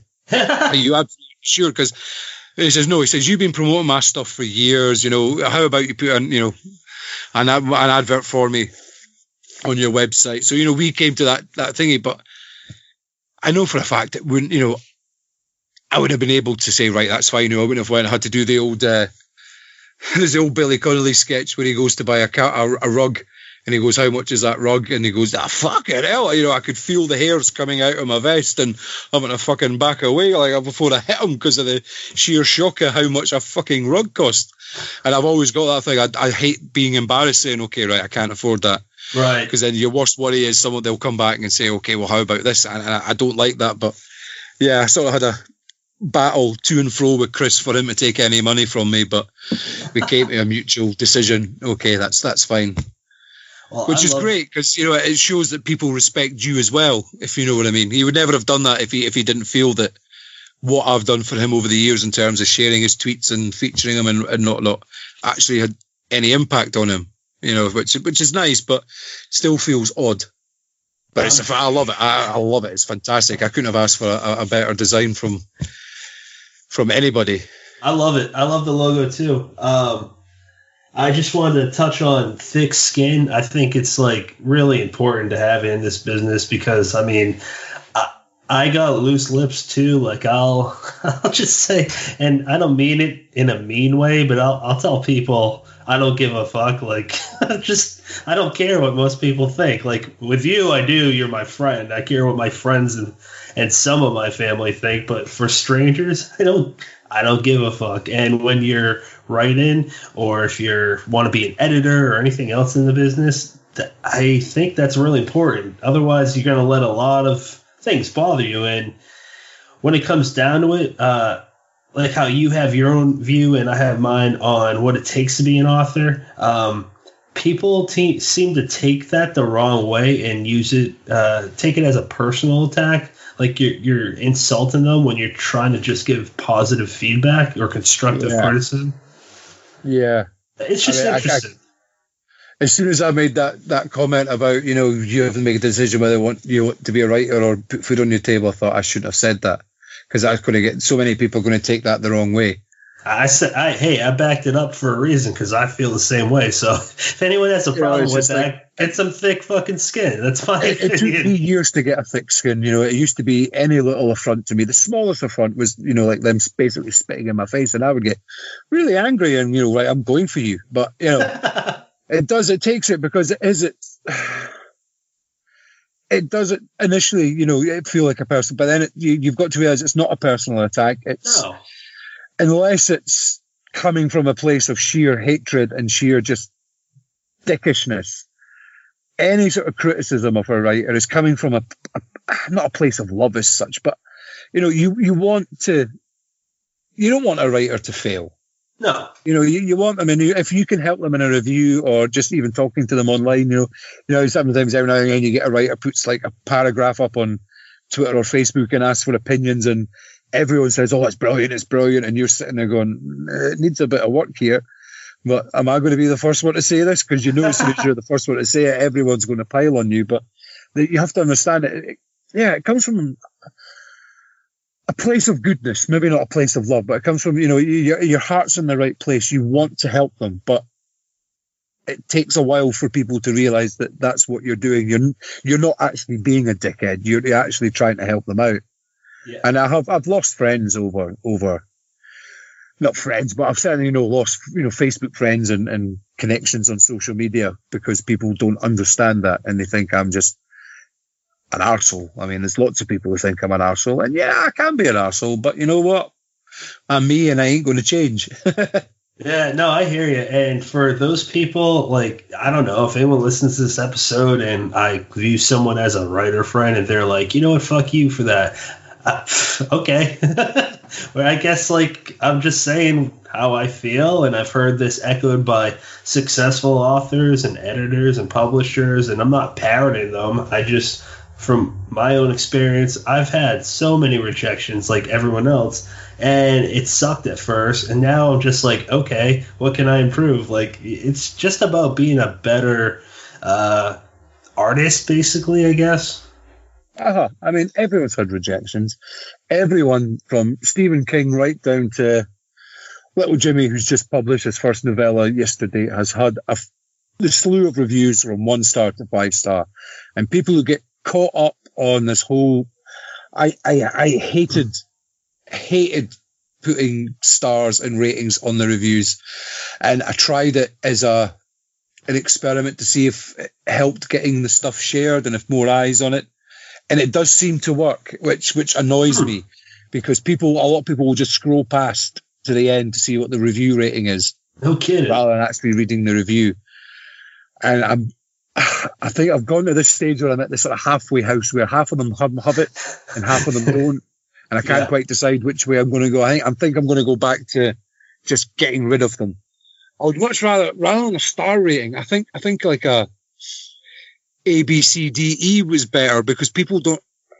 The number of authors... I mean, I got an author who sent me an email getting really upset and saying, I'm really sorry you hated the book, for a 3-star review. A 3-star review is a fucking positive review. Yeah, it is. It's 60%, so 60% of the book worked and 40% of the book didn't. It's still a fucking positive review. People forget it's that. Like people don't understand what average means. People think average is an insult. No, average is average. You know? 50% of the world is average, mate. It's not a fucking insult. So fucking complaining about a 3-star fucking review, I felt like... And the email was such a pity party that I actually felt, you know what, I'm going to fucking knock it down to 2 stars, but then that would be childish on my part. Fucking, you know, it's just like, make it 1 star. I mean, I had a fucking... Actually thinking about it, Jesus Christ, I had a fucking author complaining about a 4-star review. Oh my God. That's bad. And I actually did. I went back and went, fuck it, it's 3-star now. Fuck you. Fuck you. Fuck. If you're going to complain about a fucking 4-star review, 80%. I mean, that's the thing with the stars. There's not enough leverage, because I hate this thing about, you know, and the thing is, I do it myself and I hate it. A 3 and a 3.5 star. You know, what the fuck's half a star? I don't know. You know, it's nobody knows, but everybody does it, and it's stupid. We either have to go to a numerical system. You know, fuck like the half stars. I don't know how you do it in America with like school grades, but over here we've got like A+, B, C, D, E, F, and like everything up to sort of C or a C- is good. You know, A+ is the best that you can get, or I think even they may even have like A double star. You know, like fucking Animal House. You know, they're not just on detention; they're on super secret detention and shit like that. You know. Yeah, but I think that allows more flexibility in the interpretation of the book than a star rating, because it's not numerical, if you know what I mean. It's more, you know, it's an A-star book. I know SFX, the magazine, used to give it letter ratings rather than star ratings, and I did prefer it, because, you know, if you get an A review, a B review, you know, it's a B+, it's still, in a way, that's a good review, but as soon as a B+ would probably be equivalent of a 4-star review, or a C+, say a 3.5-3-star, and they go, oh, C+ is still, you know, it's still a good book. You know, I liken it to food, which sounds funny, you know. Yeah. A 3-star review to me is like a Big Mac meal. It's not brilliant. It's not brilliant, but I actually enjoyed having it. It filled a hole. Yeah. Filled a space in my belly, and, you know, the book filled a space in my reading schedule. I enjoyed it. Yep. I would go back for another one from you. It's not as though, oh, fuck, I'm never going to have another McDonald's again. And I think if people look at it like that, then, because it annoys me when you, I got a 3-star review, whiny. Shut the fuck up. Someone reviewed your book for a start off. You should be glad, because there's more frigging authors out there than there are reviewers. I mean, I don't know about you, but there's no danger I think if every single one of my reviewers lived until they were 500 years old and we reviewed a book every one of us, at least one book a week, we would never clear what's in the review forum that I've got. Not a chance. There's more reviews come in than we can post out. And you could even post out, even if everyone was reviewing everything that came out, there's too much coming in to actually fill the time slot on the website without posting, 4 or 5 reviews a day, which is just crazy. You can't keep that up. So you should be grateful that you're getting your book reviewed, and then to bitch about it not being a 4.5 or 5-star review, just fuck off. Yeah. And the thing is, I've been accused so many times of being disrespectful and crushing the dreams of authors. I'm not. I'm just I'm a realist, and I don't pander, and I don't sugarcoat anything for anybody, because you can't. No. I said it right at the start, and it drives me insane, the number of people that get caught up on reviews. And you remember, reviews aren't for the fucking author; they're for the potential reader. That's a good point. But you can't get that. No, I had a really well-known UK author email me and demand that I changed the review because they didn't like the wording of the last 2 sentences of the review. I did reply to the email. I went and blocked them on all social media because I thought, fuck, and this is gonna turn nasty if I start responding to this. And I'm thinking, and the thing is, it was a fucking 5-star review. Wow, holy shit! But they didn't like the way I worded it because it didn't feel quite right, and it's like, oh no. Okay, so that brings another good point to the table. Being a writer myself, I'm doing this for me. That's if I like it and I'm happy. When I get to the point where I'm going to reach an editor, I'm going to make lots of choices that I'm going to have to suck up.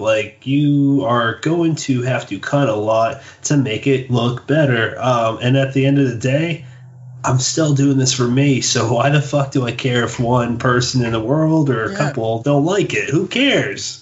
You're never going to please everybody.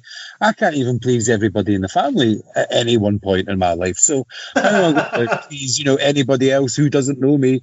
Thousands of people, hundreds of people, however many people, read it. So, yeah, you can't get caught up on that. You have to write for yourself, unless you're being specifically asked to write for a target audience. Maybe say you've been asked to do a Aliens film tie-in book. Then you have to write for the voice that's inside you and the heart that's inside you. You cannot write for anybody else, because by the time your book comes out, if that trend, that fashion, whatever was in vogue that month is gone.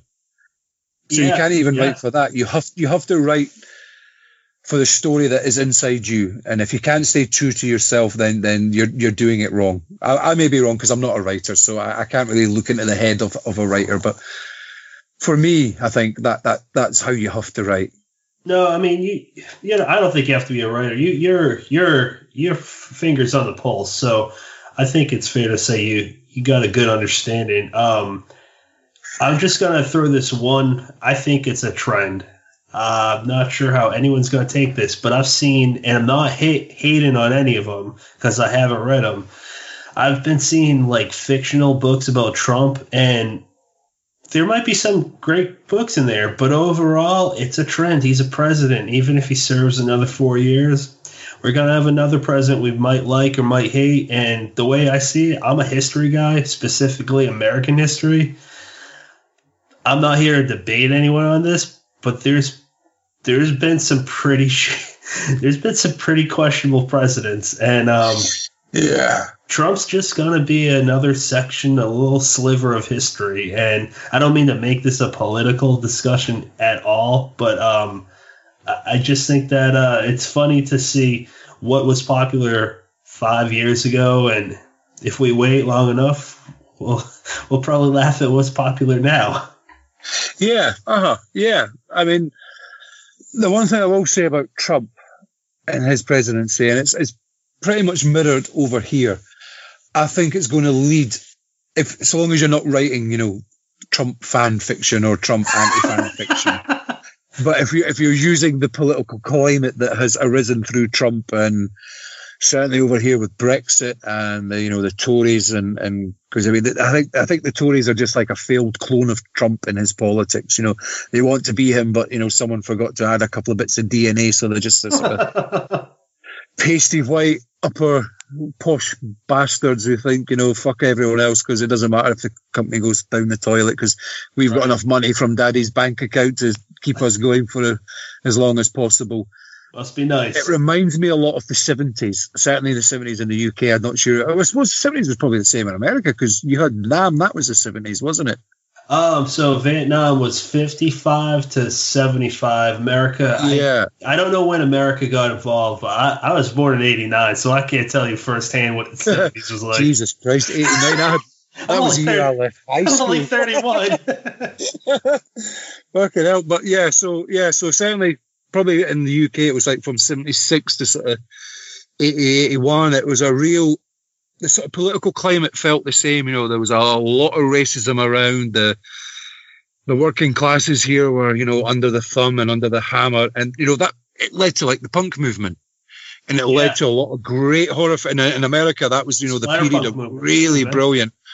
The sort of the rise of splatterpunk and everything over there, I think was sort of tied in round about that same sort of period, early 80s and whatnot. And I think that's going to happen. I think there's going to be a reaction from the artistic people in the world to the political climate. And I think that's fantastic because I love how it drives music and culture and writing and everything. But to actually start being very specific, and it's one thing to lampoon him like, what's his name? Is it John? Oh, who's that English guy that does that? John Oliver. Is it John Oliver? That was the John week Oliver, was or something. The TV host. Yeah. Yeah, I believe that's fine because that's political satire of the week, and it will change. As soon as Trump goes, or if he stays, it'll change or it'll keep going. It won't hark back to let's keep having a go at Trump after he's out of office. Right. That's fine, but to start just actually specifically writing fiction about politicians, I think it's like, oh, come on, it's just, I sure as hell don't want to read it. I read to escape. I don't want to read a fictional account of what is actually going on, at the other side of the TV screen that I'm watching. Yeah. I'd like to see a reaction to it, but not an actual, clearly this is a story about Trump getting killed by, I don't know, a zombie flipping. It's just a thing. I can't even think of any other American politician right now because for some reason, to me, all your American politicians have names that either sound like they're sitcom characters or they should be in a hero. So, some weird superhero group. Your names don't seem right to me for some reason. Hey, look, I can't name them because I personally, I don't give a fuck about politics. I just only brought it up because it seems so prevalent in all media right now. Yeah, I mean, I know nothing. I mean, like this whole Brexit thing, I voted Remain because I didn't know enough about it, and I thought, I'm quite happy with the way things are going. I don't feel as though I'm oppressed by Europe, so Remain. I could be wrong. I don't know. I mean, this is it. I have no. But then again, I mean, my core belief is there's enough money and resources in the world that nobody has to go hungry. But I agree. Much of it is held by too few people. And you can't make the world a better place by splitting up. If we could all just shut the fuck up, put our differences aside, and just, actually work together. And it sounds like a hippie Star Trek thing. But you know what? Maybe Star Trek has got it right, With this, everything that divides people is stupid. I mean, it's a thing that if I had the time and money, I would love to go back to university and do like a psychology degree based on tribalism. Because I do think, there is a genetic tribalism to everybody, and it's only our upbringing and our sort of experience to the world around us that overcomes this latent sort of tribalism around us. Because, we're not that far away from the days of being, an animalistic, caveman, Australopithecus, however you pronounce it, Oh, and I do think you're thinking the old thing based off of Sasquatch. Yeah, Gigantopithecus. Yeah, Yeah, I do think we are inherently tribalistic, and it's Because you what how 50,000 years. It's in the grand scheme of genetics, it's not that big. We're not that far removed from little hunter gatherer tribes where that's your bit of land and you'll defend it to the death, and then someone comes in who's very slightly different. They're slightly more, in those days, slightly different colour of fur on their body, or their eyes had moved more to the front, like how we were, rather than how predator eyes and hunter gatherer eyes. They move depending on what they are. Like hawk or a rabbit sort of thing. Well, they look slightly different. Let's go and kill them. They're trying to take our land and our food.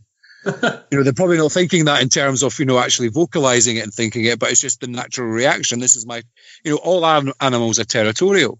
Yes, and I don't think genetically we're that far behind that. No, I don't. It's only our brain power and our upbringing that takes us away from that. So I hate this. I hate politics, because politics is nothing but divisive. And you can never come together in politics unless you're in a sort of vacuum bubble of the same people of your same mind. You cannot have a good, polite debate about politics. I hate it. I just completely stay away from it. Yeah, I agree. I just like to kind of have a good time, and I try to do as much as I can. And something else that I don't think is really thought of too much, but I kind of obsess over things like I love history, I love space, things to do with the cosmos, where human beings are one race within one planet, within one galaxy, one solar system of one galaxy. That's one of the smallest galaxies in the known universe. So we're really fighting it amongst ourselves, and it makes no sense. And isn't that within itself like the biggest horror, which is why cosmic horror is kind of the most fascinating. I'm not trying to say other subgenres aren't as interesting, but cosmic horror is probably the most interesting one for that reason, because we don't know that much. We really don't. Yeah, and I think it speaks to this sort of innate sense of wonder that I think everybody has. And, because I remember when, was it the Hale-Bopp comet was here? Yeah, the Halley comet? No, it wasn't Halley. It was Hale-Bopp or something. It wasn't the Halley's comet. It was some other one. And it got really close. I'm actually old enough to remember Halley's comet as well, but this was another one. And I remember going up to the observatory in Edinburgh. Can't remember the name of the hill, Blackford Hill, with an old film camera to try and take a picture of it. And just staring up at it, the sense of, fucking, I'm nothing. I'm nobody. The sense of wonder at looking at this thing, that that could just wipe us out. I get the same sense when I go to the beach and I see big waves. Just the vastness. It makes you realise just how insignificant. And I think cosmic horror latches onto that feeling that we all bury, because everyone's got an ego, so none of us think that we're insignificant. Yeah. Unless you've got serious mental issues. All of us, our ego, our ego, for the majority of us, our ego is strong enough to think that we're the most fucking important person in the universe. Right. But then when you're faced with things like that in cosmic horror, you realize, shit, you know what? I'm nothing. I'm not even an ant in the grand scheme of the universe. I'm nothing. And I think, cosmic horror, I think, will always have its place, and it's probably why it's never shifted in terms of its stylistic content, if you know what I mean. It's cosmic horror straight away, and it's got the same sort of themes and the same sort of style throughout history, because I think it just latches onto that core sense of fear that everybody has. Cosmic horror is like the subject matter that it embodies, meaning it's like a wave, or it's like space itself. The universe itself, whatever you want to call it, it doesn't give a fuck about us. We don't matter if we are alive or dead, man. We're just nothing compared to the sheer force of Mother Nature. Never mind the nature of beyond. Yeah, this is not like vampires where, so long as you know which type of vampire you've got. Is it garlic? Is it silver? Will beheading do it? Can it cross like that old Hammer one where they couldn't cross running water? You can at least try everything out, quite shit, and you've got a chance against it, and a chance against a zombie, even a werewolf, you just need a silver letter opener, something like that. But against cosmic horror, you have no chance, and you're fucked, you may as well just, just go and shoot yourself when you're faced against something, a cosmic horror entity, because you ain't going to win. No, that's why I believe Lovecraft and newer modern authors like Mary San Giovanni are. They're just timeless, and Lovecraft's proved that. I think Mary's work is going to prove that eventually. It's like the whole fad thing, like the whole universe. I find it really hard to believe that we're ever going to understand that to the point where we're going to be like, okay, we can master it like we did with Earth. No way. I don't think so. And that's scary. I can't even contemplate how scary that is. No, I don't think we've ever been visited by aliens, because I think there's only two reasons you make that ginormous leap. It's either to destroy and pillage the planet for every last bit of resource on it, like Galacticus, or you're here to make peace and spread your technology with us, and neither of that's happened. I had a friend who's convinced that every single technological advance, like a mobile phone and all that, was because the aliens in Roswell were finally giving up little bits of information. It's like he was also a flat earther, but so that explains. I have a strong opinion on that. Yeah, it says, how about I take you up on a plane and I throw you out? You'll soon see the curvature of the earth just before you hit the ground, mate. Yeah. So we're actually hitting close to 2 hours. So I just wanted to cover. Yeah, we've been talking for a while now. Hopefully, we kept a few listeners, but I really would like to know before we end this who you're currently reading, and just put a pin mark in that real quick.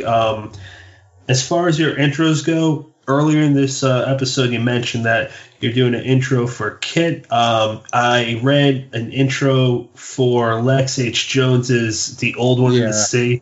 That I feel like if Lex wasn't such a sweetheart, just saying thank you every time, I would feel like I was annoying him. But that's literally one of my favorite books I've ever read. It's amazing, yeah.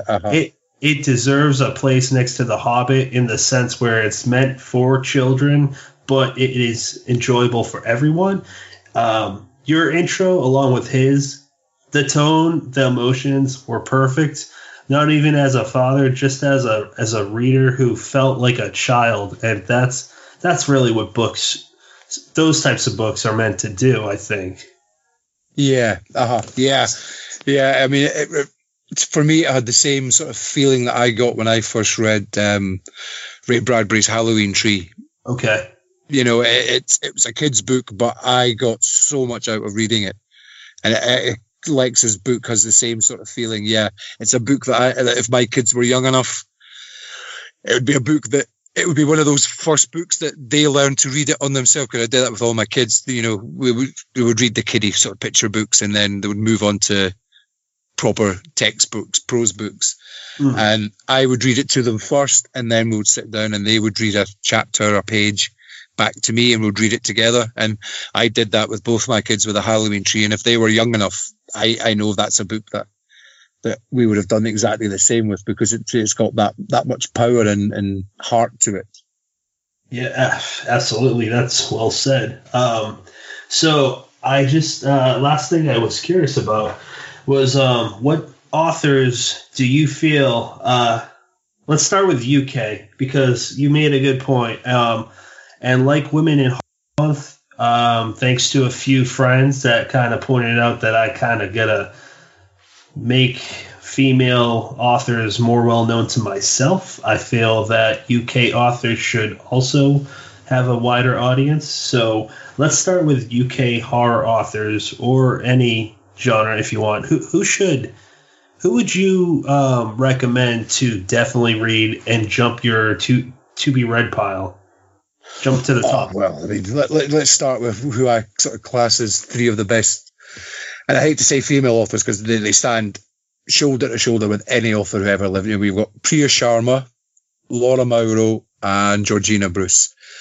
You can pick up anything that they've ever written, and you'll be absolutely blown away. They are just they're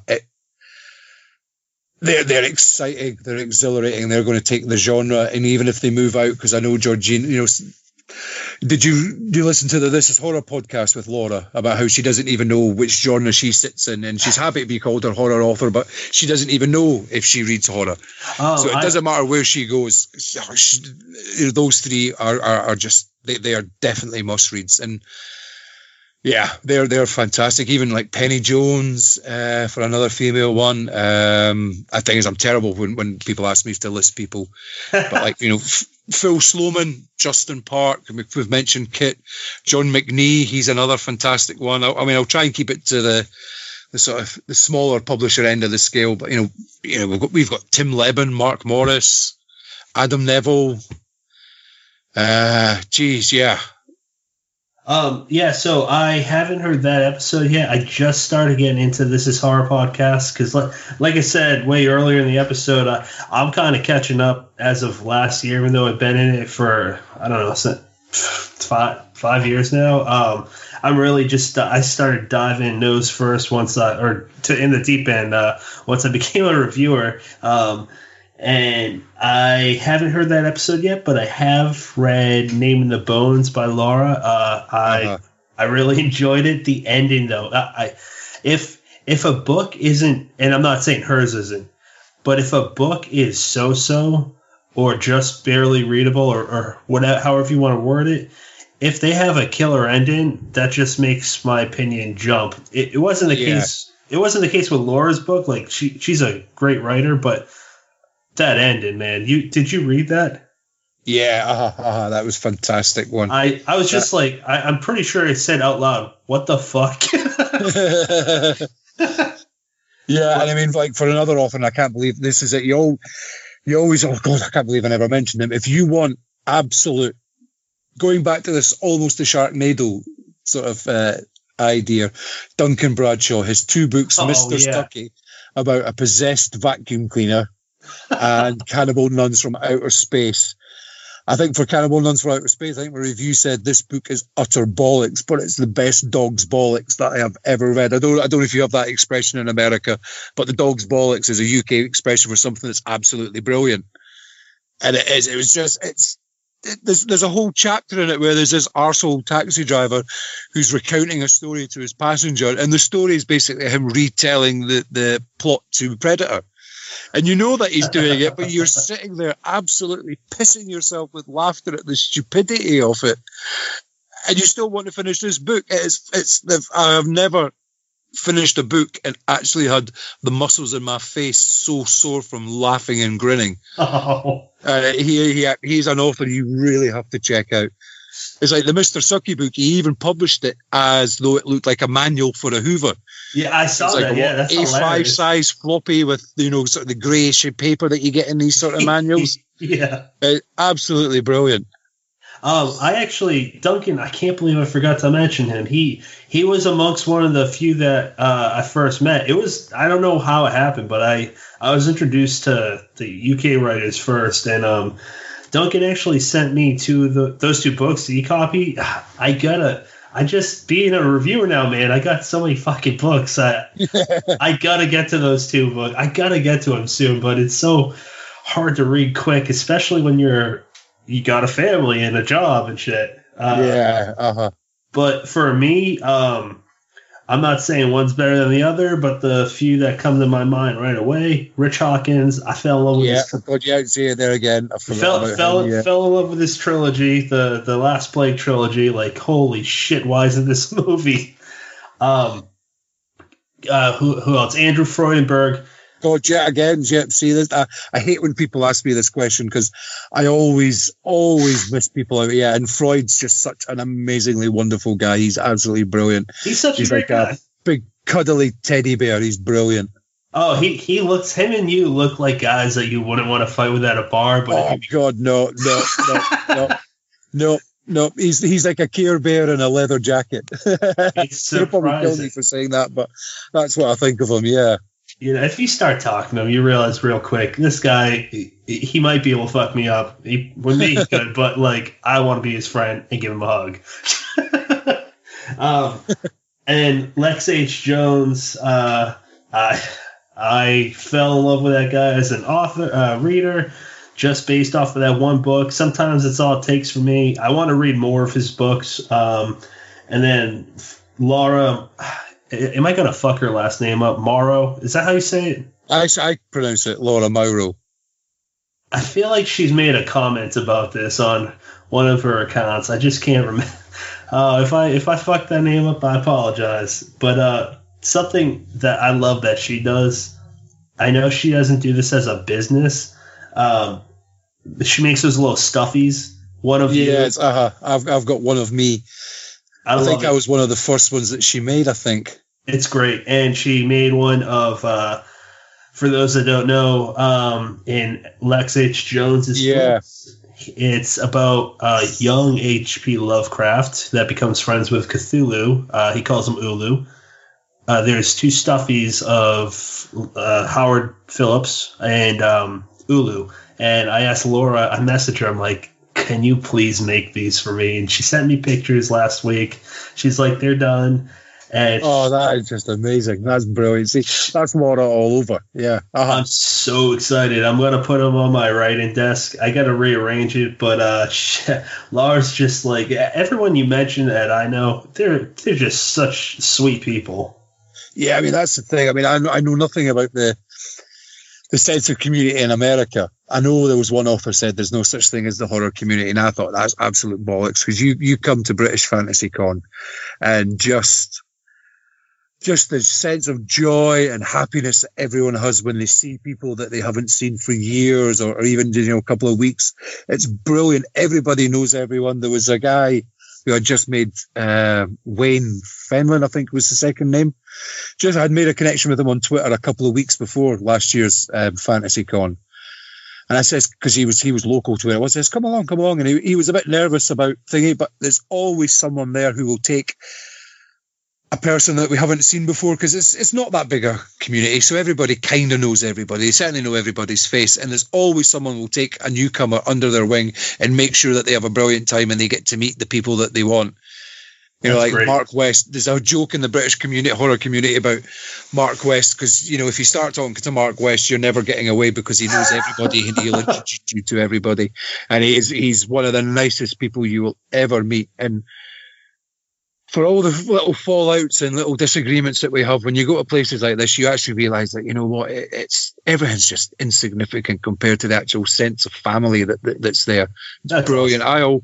I always come away so elated and so happy for these things that I get the sort of post-con blues a couple of days later, and it's like one of the hardest 2-3 days that I have in any given year, because you know that you're not going to see these people again for at least a year or maybe even 2 years, because it moves around the country, so it's never in the same place. And the UK is nothing like America for traveling.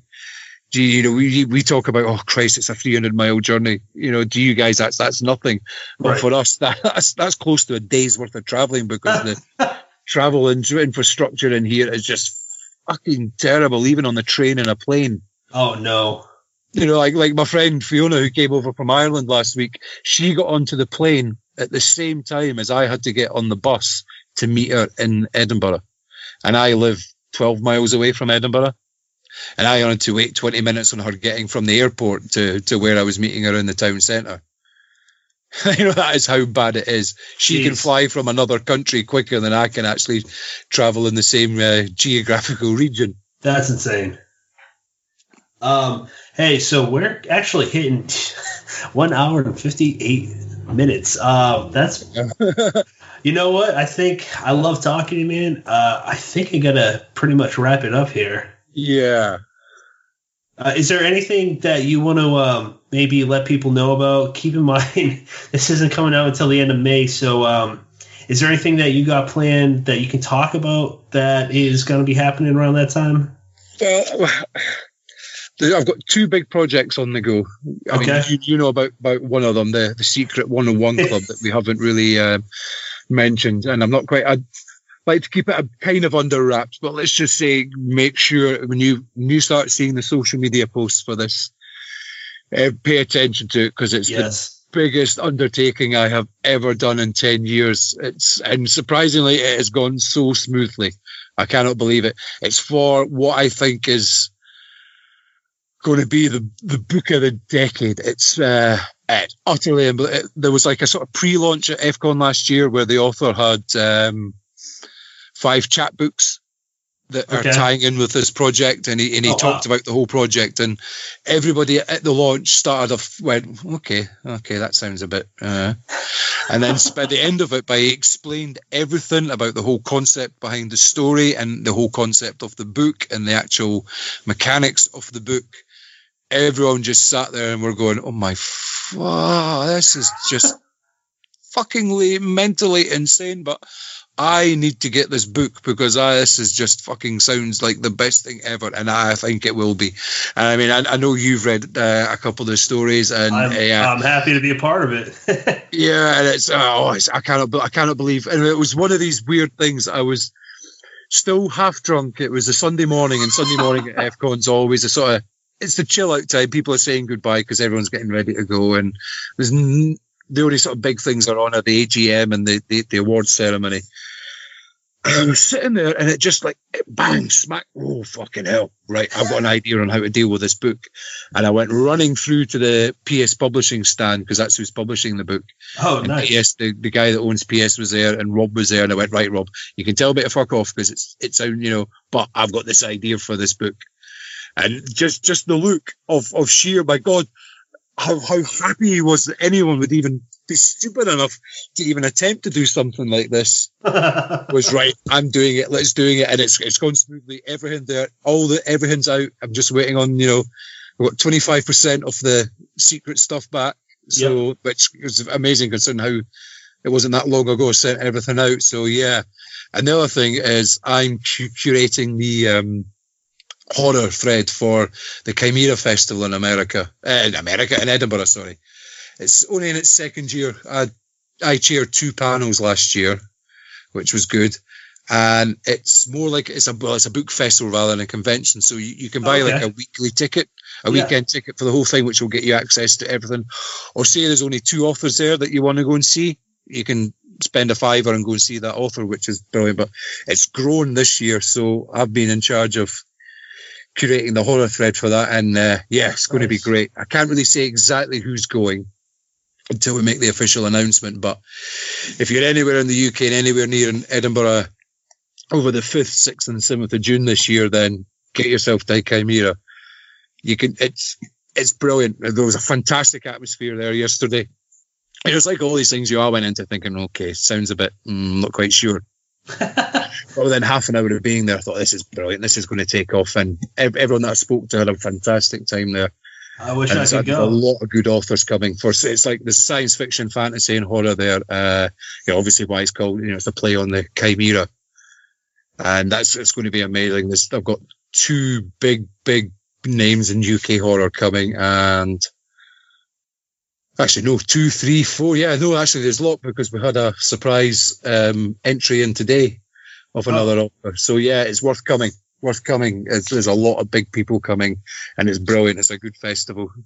Other than that, yeah, I'm just sort of plodding along, doing what I do and trying to stay out of trouble. I wish I could go to that, man, but that's a little bit too expensive for...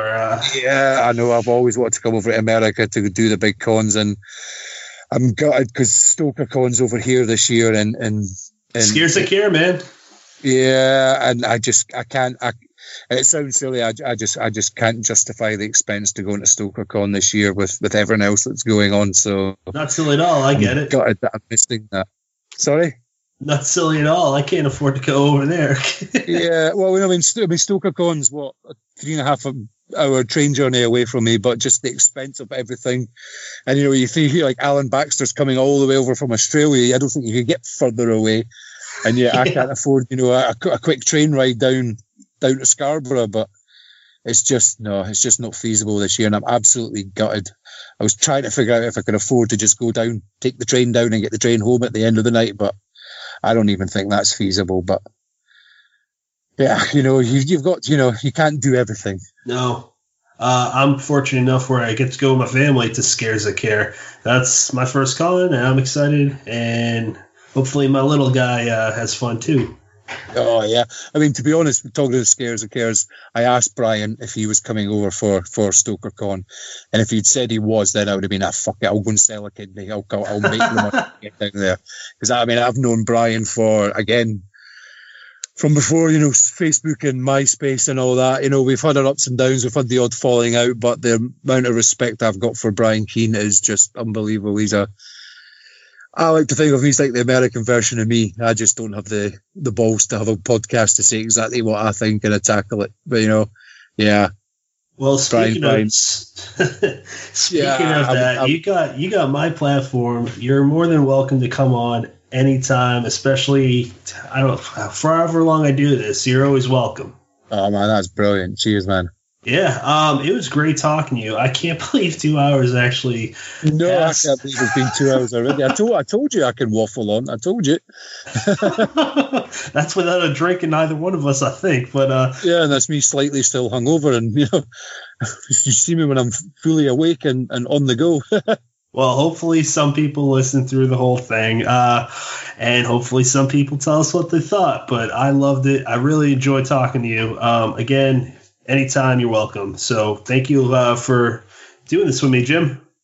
Thanks a lot, Patrick. Thanks for having me. It's been an absolute honor. My first podcast ever. Well, I'm honored that I get to be your cherry popper. All right, brother. I'll talk to you later. Talk to you later, my friend. Take care. You too. Bye. Cheerio. We are in your mind. We are all around. You are now leaving Dead Headspace.